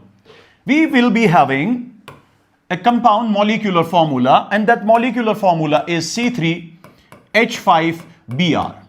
First of all, make it a habit, calculate, you have to find out its DU. How to find out its DU? I have already told you that in, class 11th organic chemistry. Now, I will once again tell you that. Now, as this is monovalent species, any monovalent atom other than hydrogen, whenever it is present in a compound, just remove that. And instead of that, just add one hydrogen. Number of monovalent species removed, then you have to add number of hydrogen atoms but equal to that number of monovalent species removed. So its formula becomes C3H6. Now, you will simply compare this with the saturated hydrocarbon known as alkane having same number of carbon atoms, and that is C3H8. You know, alkane is, or saturated hydrocarbon is C3H8. Have a look and tell me how many hydrogens are this molecule deficient as compared to this. This is having 2 hydrogen atom deficient. That means 1 hydrogen molecule deficient. So Du is 1. Now, if Du is 1, this molecule may contain 1 double bond, or this molecule may contain 1 ring. Now, have a look. First of all, if it contains 1 double bond, that means it is an acyclic species, and if it contains a ring, that means it's a cyclic species. First of all, let me show you acyclic species. So acyclic species is having 3 carbons. Now, where will be the double bond and where will be, bromine? Double bond can be here and bromine can be here. This is one of the structures. Another is like this. Double bond is once again to similar position, but bromine is now at this position. After that, another. So C double bond, once again double bond is present at similar position, but bromine will change its position. So these are the acyclic structures, and then ring structure will be only one like this. Have a look. Now, if I satisfy the valencies by adding, hydrogen over here, so its formula becomes C3H5 and Br. its formula is C3H5 and Br. Its formula is also C3H5 and Br. But have a look. We know this can exist. This structure can exist. Let me erase this first.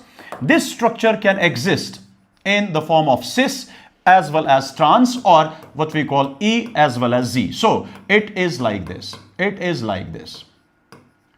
So let me tell you that this is cis. Similarly, it's another structure. Its another structure will be like this. Have a look.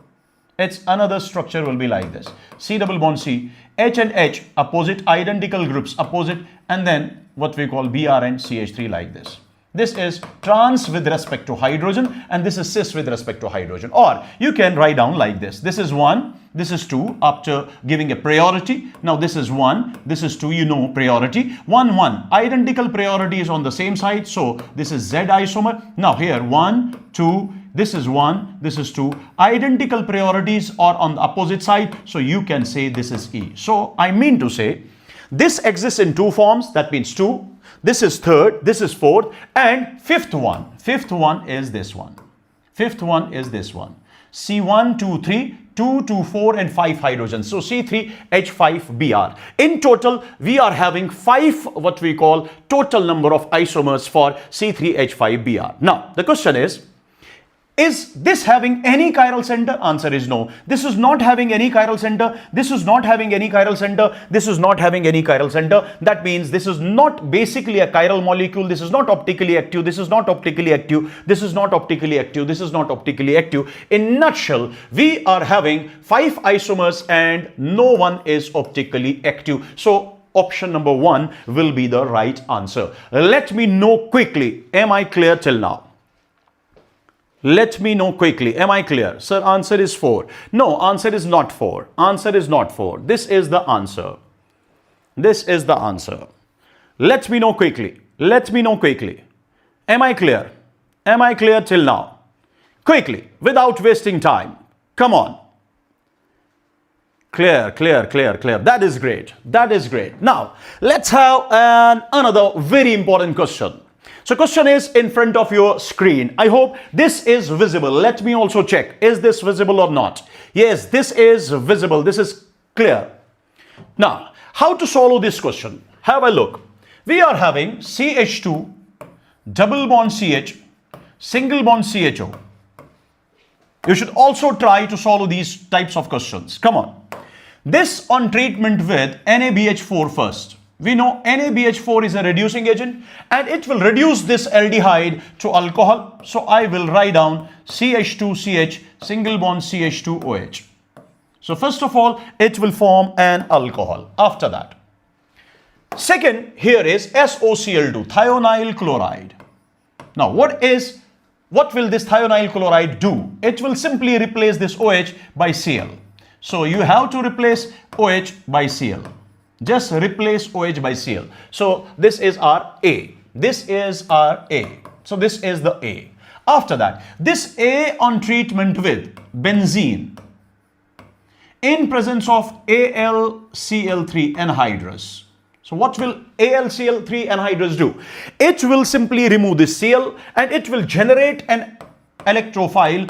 That means it will generate a carbocation like this. And this is resonance stabilized, so there will be no rearrangement at all. After that, this electrophile will be introduced to the benzene ring. I mean to say, it will be introduced to the benzene ring. Let us suppose this is the carbocation introduced to benzene ring, then it is CH double bond CH2.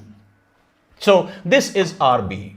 After that, my dear lovely students, this B is treated with DBr. Instead of hydrogen, it is isotope of hydrogen. That means it is deuterium. Now, we know whenever you are having carbon-carbon double bond and you are having HX, this is simply electrophilic addition reaction. Now, what will happen? Now, this will attack on this D and Br minus will be lost first. So, Br minus will be lost. So, it will result in the formation of a carbocation. And this step is what we call a rate determining step of the reaction. Now, what will happen? What will happen over here? This carbocation is hyperconjugation stabilized, but after that, can I say hydride shift will take place. Hydride shift will take place because this carbocation undergoes what we call shift, because after rearrangement, when I shift this hydrogen as hydride from this position to this position, what will happen? Have a look. It will result in the formation of a carbocation which is very stable because of resonance. Now finally Br minus will attack to this carbocation, and our major product will be like this. Then CH2, and then it will be D. I hope this is clear to each and everyone. So it is this benzene. After that, it is what we call bromine, which is attached to benzylic position. After that, it is CH2 and D. So it is the option number 1. Let me know in the chats if this is clear. Exactly at the rate of Ajay, A is the right answer. A is the right answer. That is great. That is great. No, at the rate of Sidhu. No, 2 is not the right answer. Come on. I have already told you that these are the questions which basically I have designed in such a way so that if NEET paper will be, say a difficult one, then what will be the level? Level will be only to this much. It will not be, say more difficult than this. Come on. You have to practice this session very well. Now, after this, the number of geometrical isomers of the given compound are, this is the geometrical isomer area. That means this is the area with the help of which you can form geometrical isomers. Similarly, this is the GI area and this is the GI area. That means for this question, n is equal to 3. And this question is, this example is unsymmetrical. And you know, when you are having an unsymmetrical molecule, whenever you are having an unsymmetrical molecule, number of GI is equal to 2 raised to the power n. And value of n is 3. So we will say 2 raised to the power 3. So the answer is 8. So this will be the answer. This is very, very, very easy question. After this, we will be having another question, a very good question. You can also try this question as well. Now, have a look. First, it is 2 equivalents of NaNH2. That means this is basically a strong base. What will strong base do? Strong base will simply abstract this hydrogen, say acidic hydrogen, as well as this hydrogen, that means acidic hydrogen. It will simply abstract both these hydrogens. First, if it is only one equivalent, then it will what we call remove this hydrogen, because alcohol is more acidic than terminal alkynes. After that, have a look. So what will happen over here? It will result first in this form. It will result like this. It will form C minus Na positive. And then we will be having triple bond C, then we will be having this ring, cyclohexane, and then we will be having O having negative charge and Na positive. This is what NaNH2 will do. After that, CH3CH2, have a look. CH3, CH2, and then I. Now tell me quickly. This is basically electron deficient site. Now C minus or O minus will attack this. Which one will attack? That means which one will act as a nucleophile? One nucleophilic site is carbon, another nucleophilic site is oxygen, and on moving from left towards right, electronegativity increases, hence nucleophilic character or nucleophilicity decreases, which clearly indicates that carbon is more stronger nucleophile as compared to oxygen. That's why carbon will attack on this and it will remove. That means it's a normal SN2 reaction. So what will be the product over here? It will be C. To that C now, it is this CH2 and CH3 which will be attached now. Then it will be a triple bond C. Then it will be simply like this. O minus, Na positive. Now, when this attacks this, I minus will be lost and this Na, so they will result in the formation of NaI. Now after this, what will happen? After this we are having third one, that is CH3I. Now this O minus will attack this and I minus will be lost with Na. So NaI will be lost and we will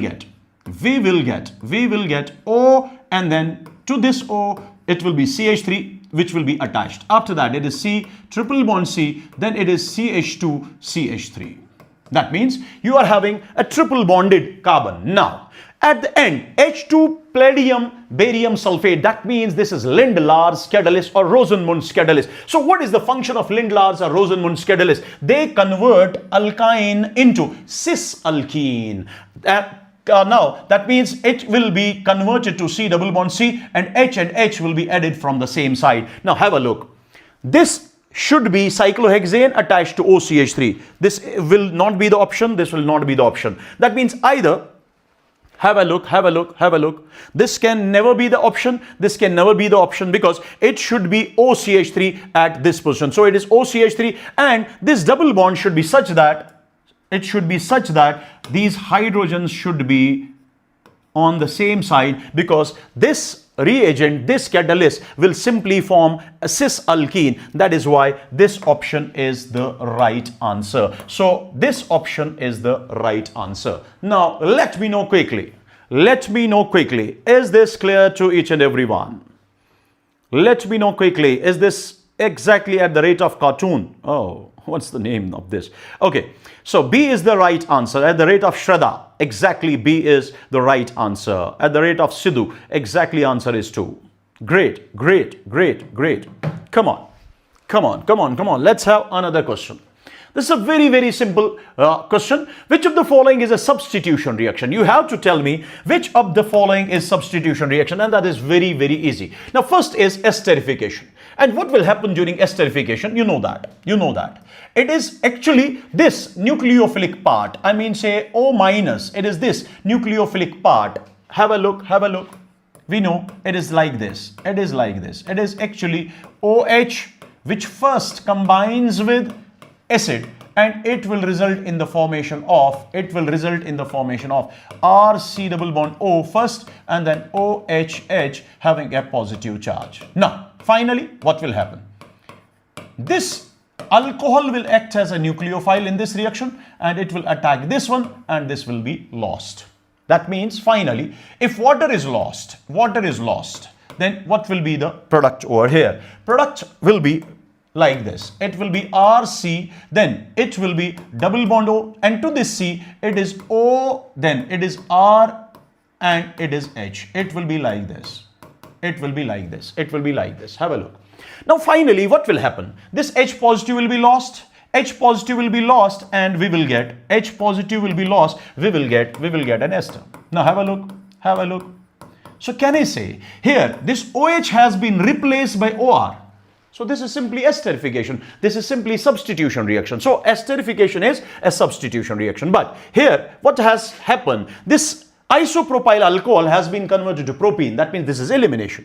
Now this ketone has been converted to what we call cyano. This has been converted to hydrate. That means here we have added basically water. Now this is normal acid-base reaction. So we have to find out substitution reaction. So this is the substitution reaction. Now after this, question is the major product of the following reaction is a very good question. Major product of the following reaction is, I'm really very sorry, reaction is not given over here.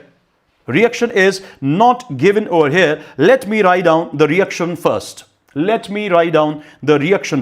reaction is not given over here. Reaction is like this. You just write down what is the reaction. Reaction is like this. A very good question. Now have a look. This is a very good question. How many of you can tell me what will be the answer of this question? This is a very good question. Number one is you have to treat it with NaNO2 and HCl at a temperature of 0 degrees Celsius, and after that you have to treat it with aqueous NaOH. Now this is a very very good question. Now tell me in the chats quickly, tell me in the chats what will be the answer of this question. What will be the answer of this question? Come on, Come on, my dear lovely students.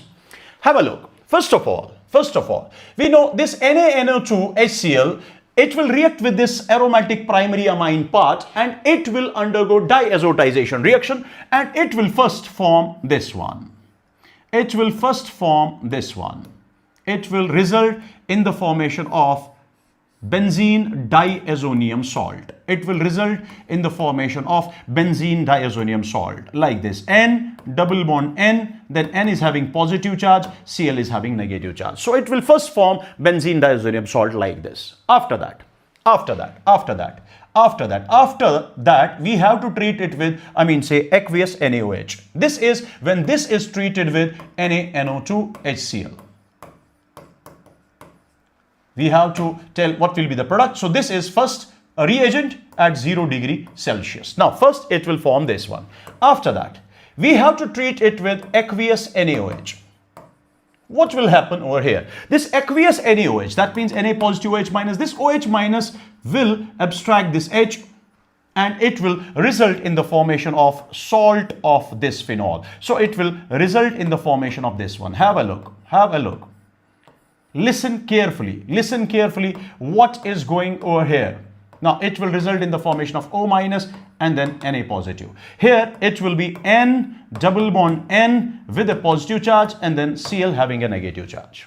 Now what will happen over here? Here will be an intramolecular attack. Have a look. This O minus, it donates electron and it increases electron density of this ring at ortho or at para position. But when it increases electron density at this para position, this para carbon will attack this one and it will result in the formation of a structure like this. Have a look.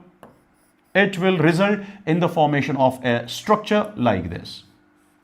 First it is like this. Then it will form a double bond over here now.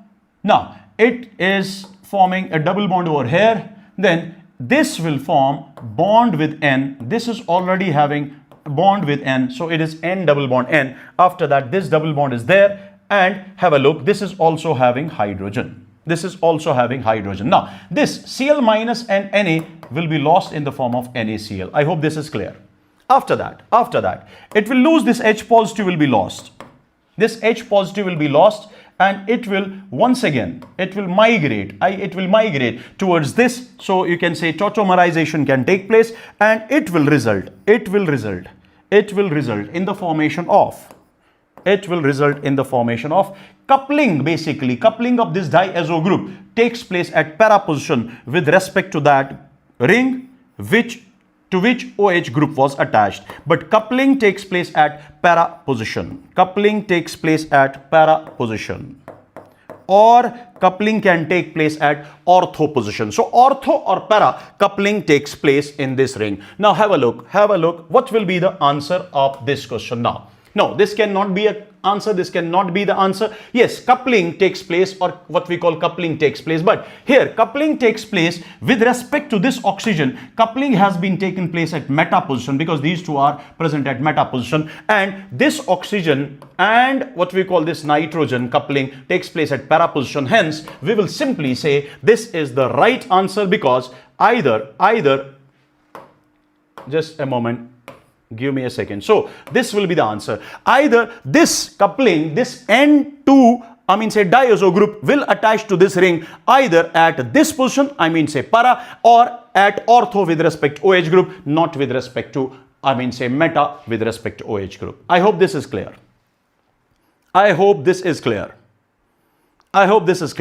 Let me know quickly. After this,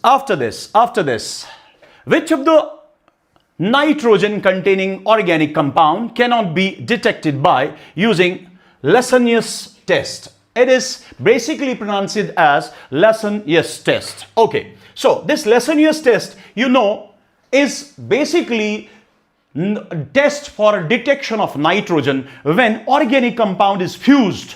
When organic compound is fused with sodium metal, and reaction will take place like this to form sodium cyanide. That means to form sodium cyanide. It's N, not S, to form sodium cyanide.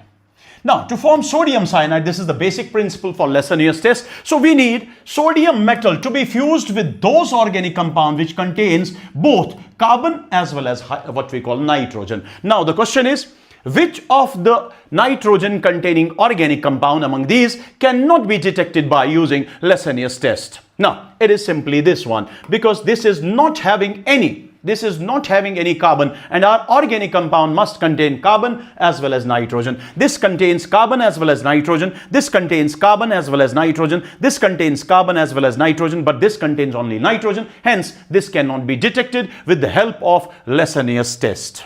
After that, what is the structure of final product? What is the structure of final product B in the following sequence of reaction? Now have a look.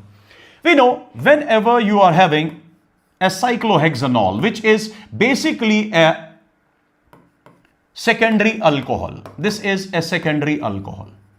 When this is treated with pyridinium chlorochromate, or what we call, this is also known as Corey's reagent, and you know this is a mild oxidizing agent. It converts secondary alcohol to ketone.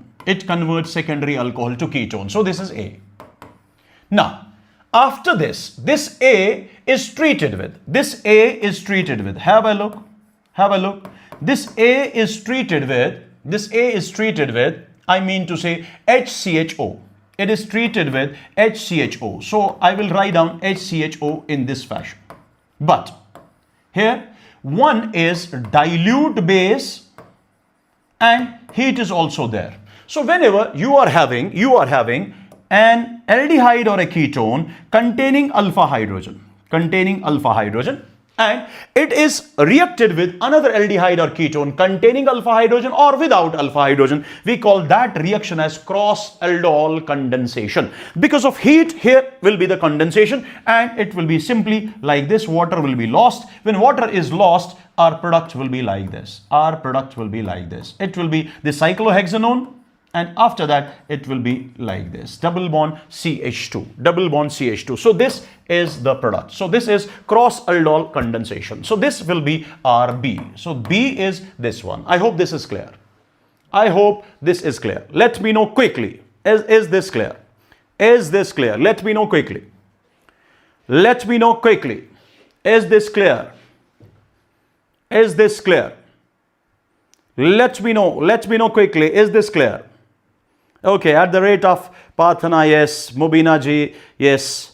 At the rate of Sheikh Mubarak, yes sir. At the rate of Vishwala, God bless you all, because many students are saying, yes, I cannot, read name of every student. Now, after that, God bless you all. After that, given below are three compounds. This. Which compound can undergo SN1 reaction?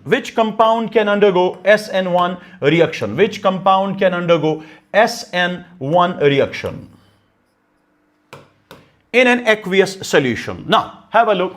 Which among these can undergo SN1 reaction? First one is like this.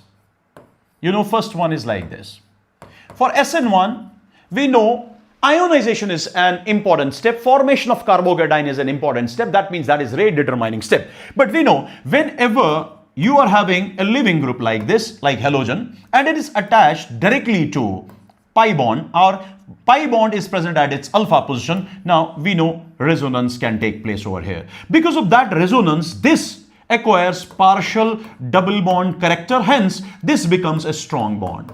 As this becomes strong bond, it is difficult to cleave. This bond, and if it is difficult to cleave, that means that ionization of CBr bond is difficult, or we can say if we break this bond, it will result in the formation of an unstable carbocation. That's why here rate of SN1 is very, very low, or such compounds do not show SN1 reaction. But what about this? It can form a tertiary. It can form a tertiary carbocation which is stable. So SN1 can easily be carried out in this. Similarly, this can form a resonance stabilized because this is also electron donating. This will show plus R effect. So because of this carbocation becomes stable. Hence these carbocations are stable carbocations. Hence both can show SN1 reaction. That means 2 and 3 only shows what we call SN1 reaction, but this will not show SN1 reaction. After that, question is like this. Identify A. You have to identify A, but what is A? A gives positive iodoform test. That means A must contain, remember, A must contain CH3C double bond O group. It must contain this group, because if A contains this group, or A should contain this as well. CH3, CH, OH and R.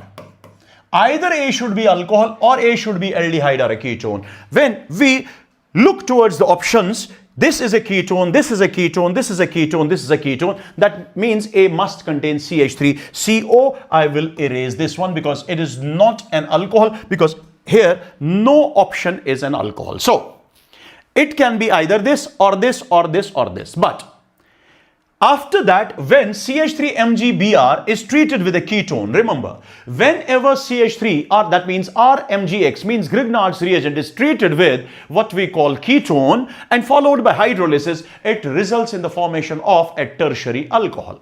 Like this. Have a look. If you are having a ketone, say for example like this, if you are having a ketone. Now, if it is treated with RMgX, now what will happen?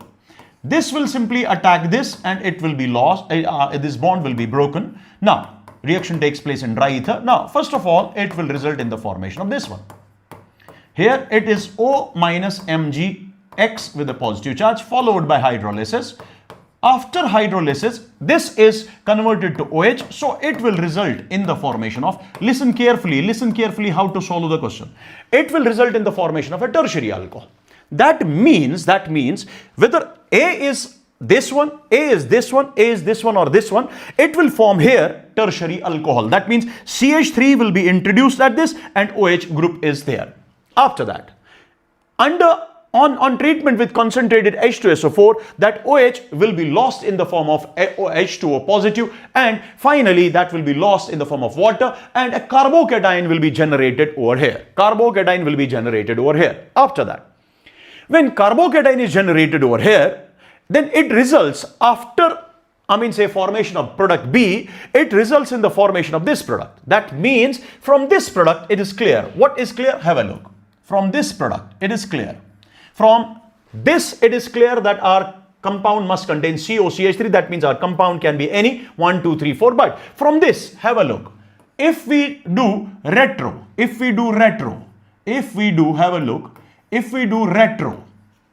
retro ozonolysis, because this is ozonolysis, reductive ozonolysis, I will try to do retro ozonolysis. Have a look. I will try to do what we call retro ozonolysis. I will write down this and this in front of each other. After that, this carbon is having 2 CH3 groups. Now, my dear lovely students, remove this C double bond O and C double bond O, form a double bond there. That means it is clear. That our B should be having CH over here. After that, it should contain a double bond, and that double bonded carbon must contain CH3. After that, it should be having like this. So it is clear that this is B. Now, if this is B, have a look. That means benzylic carbon must contain double bond. Yes, it must contain double bond. That means this is having double bond, this is having double bond, this is having double bond, this is having double bond. But that benzylic carbon must contain hydrogen, and the carbon to which it forms double bond, that must contain CH3. Have a look. This must contain H, but this is not having H, this is having CH3. It must contain H. Yes, this is having H.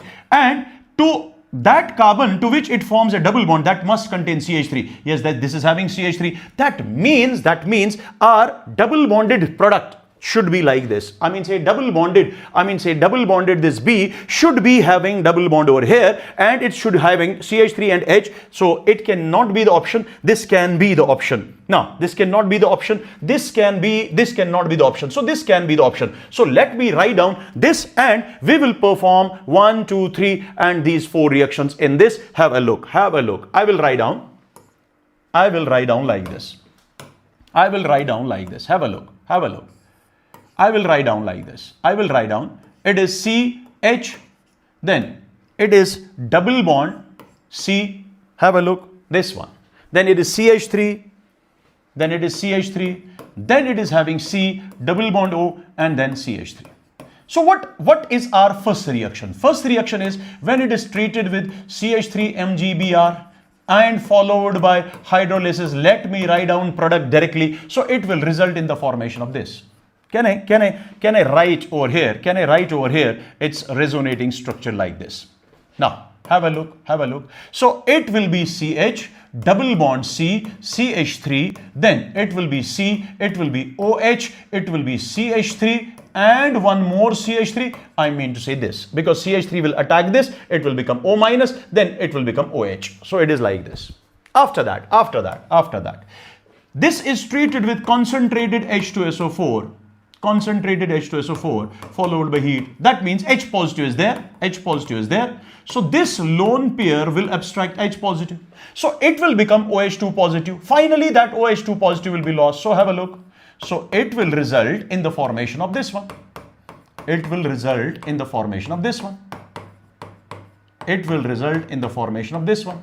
OH2 with a positive charge. Finally, this water will be lost. When water is lost, it will result in the formation of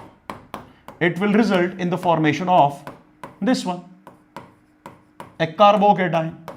And this carbocation is very stable carbocation because of resonance as well as hyperconjugation. So there will be no, further shift. Now, this carbocation is obtained. After that, this ring will attack this, and when this ring attacks carbocation, it will form a structure like this.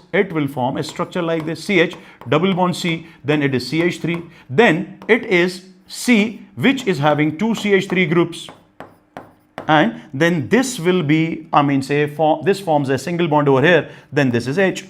Finally, this H will be lost, and it will undergo,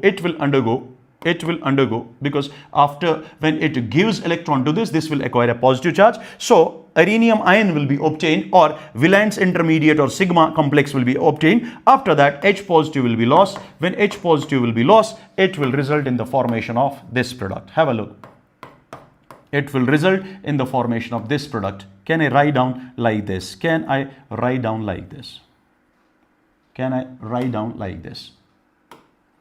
It is double bond, and then it is CH3, then it's having C, CH3, C, CH3, another CH3, and then it's this. So it's a 5-membered ring having double bond over here. So have a look. After this, what is the reaction after this? After that, ozonolysis. After that, ozonolysis. After that, reductive ozonolysis. Now, what will happen? Break this bond, give oxygen to this, So it will result in the formation of this product. So this is what we call CHO. Then this will be like C, then CH3, then CH3. And here it will be like this single bond, C, double bond O, then CH3. Have a look. So this is actually the product. So our option second will be the right answer. Exactly at the rate of Sidub, answer is 2. Exactly, answer is 2. Yes, answer is 2. It is clear from 2 things. One, A must contain, that means our A must contain, starting material must contain C double bond O, and with the help of this ozonolysis, this and this must contain double bond, and this position contains H and this position contains CH3. So it is clear from that. After that, we will be having another reaction. What is the relation between these two? But before that, let me know let me check out whether this slide is visible to each and every one. Yes, this is visible. This is visible. Now have a look. Have a look. This will be having first priority as per this chiral center is concerned. This whole group will be having second priority, and this will be having third priority, this will be having fourth priority. So 1 to 2, 2 to 3, that means it should be clockwise, but least priority is present on horizontal line. That means clockwise should be R, but when least priority is present on horizontal line, clockwise is S. So its configuration is S. Now, let me check configuration over here. This is 1. This is 1. For this whole group becomes 2. This whole group becomes 2. This is 3 and this is 4. So 1, 2, 3, it should be R, but as least priority is present on fourth, priority is present on what we call horizontal line. So 1, 2, 3 clockwise means S. So it is S and S configuration. Here, as there is no change in any, say group, so its configuration we can write down directly should be S. But as here, H goes to left side and Cl to right side, that means one interchange at chiral center takes place, so its configuration has been changed. That means we can simply say that carbon to which CH3 is attached is S here, S here. That means its configuration remains same. But what about this? Its configuration is changed. Those compounds, those stereoisomers in which at least one chiral center has same configuration and at least one chiral center has different configuration in different compounds, then we call those as diastereomers. We know that. So they are diastereomers with respect to each other. After that, consider the following reaction and determine the structure of the Grignard's reagent. So we have to determine structure of the Grignard's reagent. First of all, methanol. Methanol means this one. This is methanol. And you have to treat this methanol with Grignard's reagent. Now, have a look. What will happen over here? We know Grignard's reagent is having slight negative and slight positive charges like this. So it will act as a nucleophile. When it acts as a nucleophile, it will result in the formation of this. R will be attached to this carbon, and then this becomes O minus and then MgX. Followed by hydrolysis. Followed by hydrolysis, it will result in the formation of this CHOH and R. But our product is instead of R, that means R is equal to cyclohexyl. R is equal to cyclohexyl. That means what will be, say this Grignard's reagent. R is cyclohexyl, so it's cyclohexyl magnesium halide. So it will be cyclohexyl magnesium halide. So it will be option number 4. It will be option number 4. Very, very simple. Now, let me know quickly. Am I clear? Let me know quickly. Am I clear? Am I clear till now? Let me know quickly. I'm waiting for your reply. Let me know quickly. Let me know quickly. Am I clear? Yes, 4th is the right answer. 4th is the right answer. Exactly 4th is the right answer. Let me have a sip of water.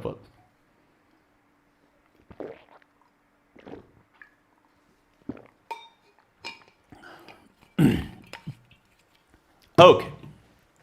Okay. After this, we will be having another question. Which of the following will undergo dehydration most rapidly? These are the alcohols. We know rate of dehydration in alcohols.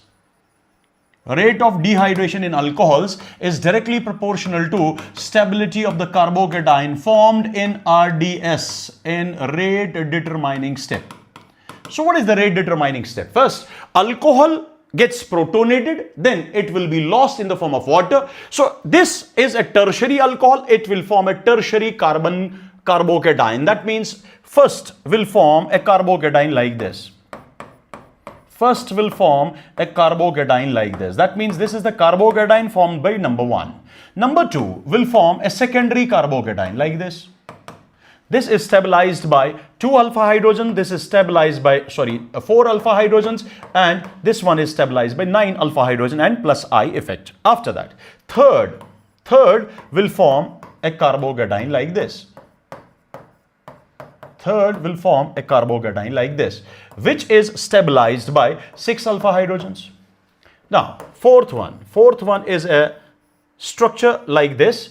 So OH will be lost, so it will form a carbocation like this, which is stabilized by 2 alpha hydrogen. So this is 1 degree alcohol, 2 degree alcohol, 2 degree alcohol, and 3 degree alcohol. We know 3 degree alcohol will be much more rapidly undergo, that means tertiary alcohol will, say dehydrate much faster. That means it will rapidly undergo dehydration. So it will be the option number 1. After that, we will be having a question. A on treatment with magnesium and then methyl benzoate, then H3O positive. Now the question is, which among these is the right option? Now have a look. If we talk about bromobenzene, can I write down, instead of phenyl, pH? Whenever we treat bromobenzene with magnesium, have a look, it will result in the formation of phenyl magnesium bromide. And this is a Grignard reagent having negative part, having positive part. Now, my dear lovely students, after that, it is treated with methyl benzoate. That means it is treated with an ester like this. This is methyl, this is benzoate. This negative part will attack this one and it will form like this. It will be pH, then it will be C. Another pH is introduced in ester and it becomes OCH3 like this. After that, it is having O negative, MgBr having a positive part. But it will form a double bond because this is a good leaving group. So it will leave. So it will leave as CH3O minus, and then this MgBr positive will simply attract with this. After that, it will form a ketone known as benzophenone first. Now this benzophenone can further react with, say similar Grignard's reagent, say pH MgBr. When it reacts with this, it will attack this one, and finally after hydrolysis, let me write down both products or both the reactions over here, and let me write down product directly. It will result in the formation of this.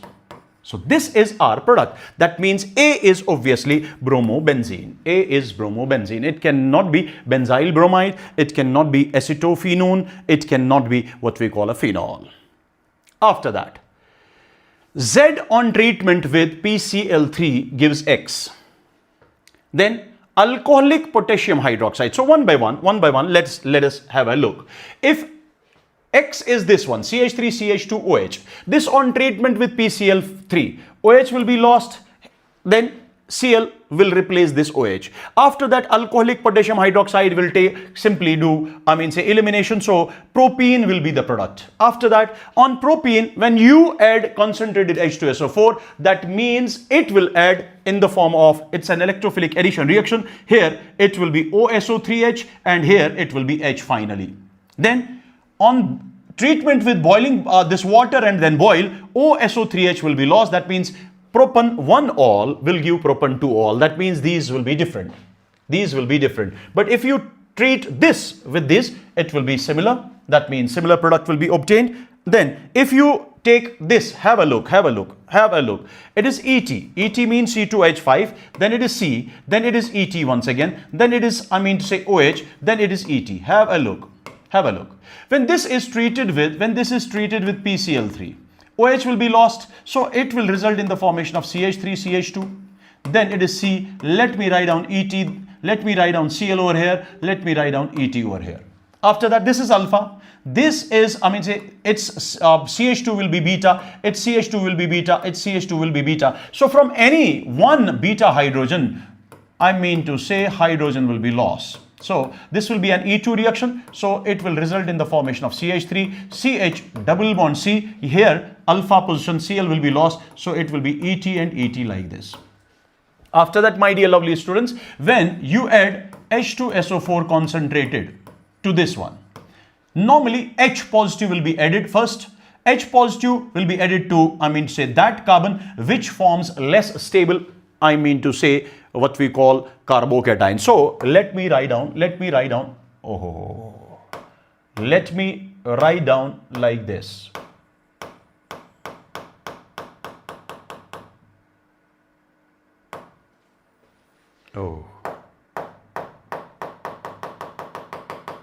Let me erase this because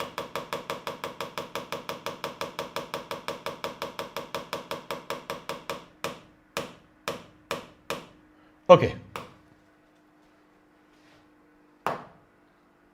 So this option was basically CH3, CHOH, and then CH3.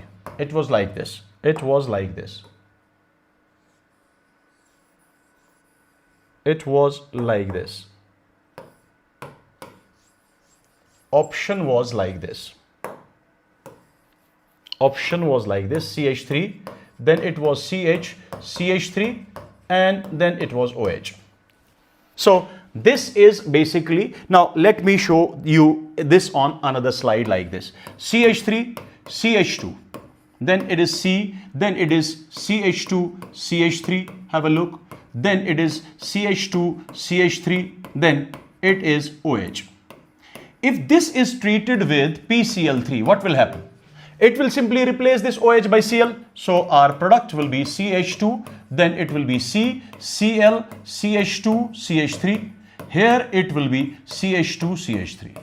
Then if this is treated with alcoholic potassium hydroxide, that means it is actually an E2 reaction in which this leaving group Cl will leave from alpha and hydrogen will leave from beta.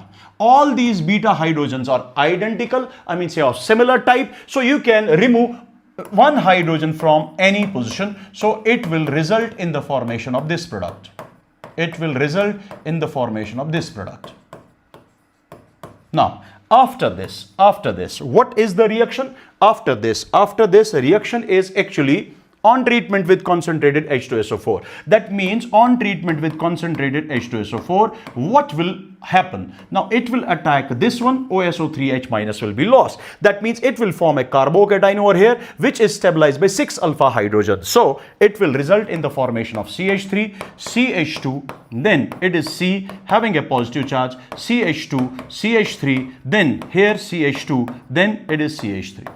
So it will form a carbocation over here. Finally, this OSO3H minus, which was lost over here, it will attack OSO3H minus will attack this one, and it will result in the formation of CH3CH2, COSO3H, and then it is CH2CH3, then it is CH2CH3 like this. Finally, when this is heated or treated with water and then boil, this OSO3H will be replaced by OH. So we will get CH3CH2 OH and then CH2CH3. Here it is CH2, then CH3. Have a look. This is Z. This is Z. So this and this, they are same products. Have a look. Have a look. This and that, they are similar. So we have to say that this and this should be similar. That means it can be either this or this. That means we will simply say both B and C will be the option. This cannot form, I mean to say like this. Okay, so this is the answer. After that, my dear lovely students, very, very good question. Have a look. Have a look. This is treated with first. This is treated with first NaNO2 HCl at a temperature of 0 to 5 degrees Celsius. That means diazotization reaction will take place. That means it will form a benzene diazonium salt first, like this. After that, this on treatment with Cu2Cl2 HCl. This is known as Sandmeyer reaction. It will replace this N2. It will replace this N2 and we will get chlorine over here, and after that it is CH3. This is parachlorotoluene. Now after that, this is A. This A on treatment with Cl2HNO will replace this benzylic hydrogen. That means it's side chain halogenation or it is benzylic halogenation. So it will result in the formation of CH2Cl.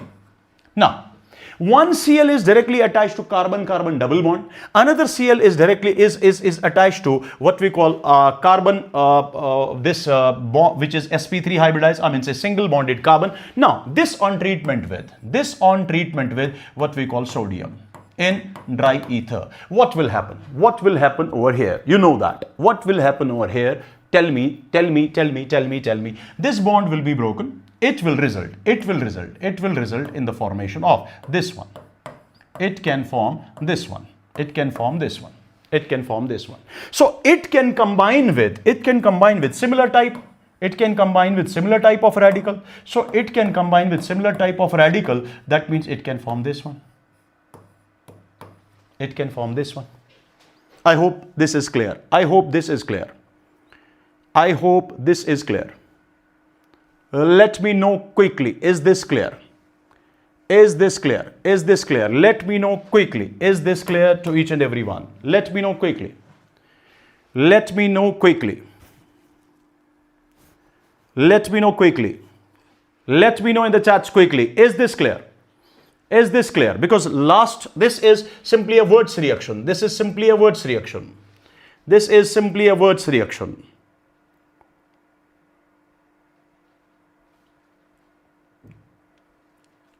Let me know quickly. Let me know quickly. Quickly. Let me know quickly. Is this clear? Is this clear?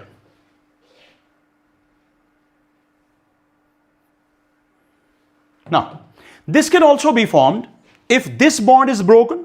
Radical will be formed over here and it will combine with another similar type of this, but this will be the major product because here radical formed is more stable because of resonance. So this will be the major product. So your major product will be like this. Your major product will be like this. Your major product will be like this. Okay, after this, what is the increasing order of what is the increasing order of the following compound towards HCN addition? We know addition of HCN to aldehyde is nucleophilic addition reaction. It's a nucleophilic addition reaction. And remember, rate of nucleophilic addition reaction is directly proportional to magnitude of positive charge. Magnitude of positive charge on carbon of C double bond O of either aldehyde or ketone. Or you can simply say that if whenever rate of nucleophilic addition reaction is greater when electron withdrawing groups are attached to C double bond O group, either this one or that one. Have a look. Here it is. You have to check over here. You have to check this position. Why this position? Because if this is electron rich, it will donate electron towards CHO. If it is not electron rich, it will withdraw.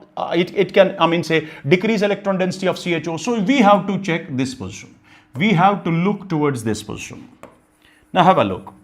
This position and this position, they are meta with respect to each other. That means it cannot donate electrons towards this, or it cannot increase or decrease electron density of this because of resonance. So it shows only minus I effect. It shows minus I effect on this. Now, what about this? It can show two effects, minus I to this as well as plus R to this, but plus R is much stronger effect. So we will take its plus R effect. What about this? Minus I as well as minus R. That means let me write down minus R. What about this? It cannot affect this one because of resonance. So minus I.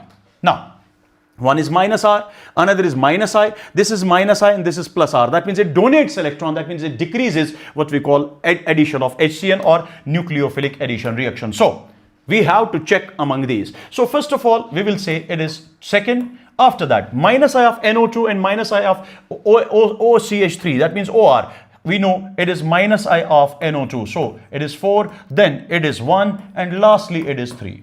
That means 2 is having highest nucleophilic, addition reaction or highest rate of addition of HCl towards aldehyde. So it is 2, 4, 1, 3. But we have to write down increasing order. That means 2, after that 4, then 1, then 3. 2, 4, 1, 3. That means 3 is, least reactive, then it's 1, then 4, and 2 is the highest reactive. So it is this one, 2, 4, 1, 3, 2, 4, 1, 3. I hope this is clear. I hope this is clear. I hope this is clear. I hope this is clear. Now, after this you will be having another question, and this question is CH3MgBr. Have a look. CH3MgBr, that means Grignard's reagent once again. Then it is treated with cyclopentanone. So what will happen? It will simply attack this one, and this will be, say, broken. Then what will be the product over here? It's O minus, then MgBr with a positive charge will go to this, and then finally it is CH3 which has been added to this. After that, hydrolysis, say this upon treatment with this, it will simply form this OMgBr as OH, and it will result in the formation of this alcohol. So this is Ra. This A on treatment. This A on treatment with HBr. What will happen? This OH will react with this H. It will form HOH2 with a positive charge. Finally, it will be lost, and we will form this one. So this is B. After that, this one treated with magnesium in presence of ether. What will happen? We know magnesium comes in between carbon and halogen. So it will result in the formation of this one. MgBr. This is positive part. This is positive part. Obviously, this is partial negative part, and CH3 is attached to this. So this is what we call our C. This on treatment with HCHO.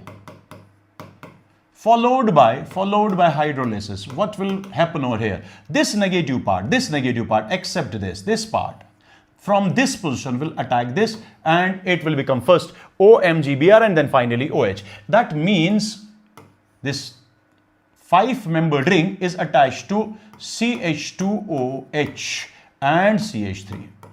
CH2OH and CH3. That means first option is the right answer. Let me know quickly. Is this clear?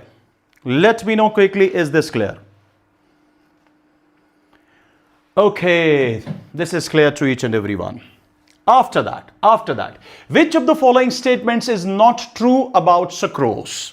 Now, it is a non-reducing sugar. What is sucrose? You know. What is sucrose? You know that. I hope you know what is sucrose. Let me draw what is sucrose.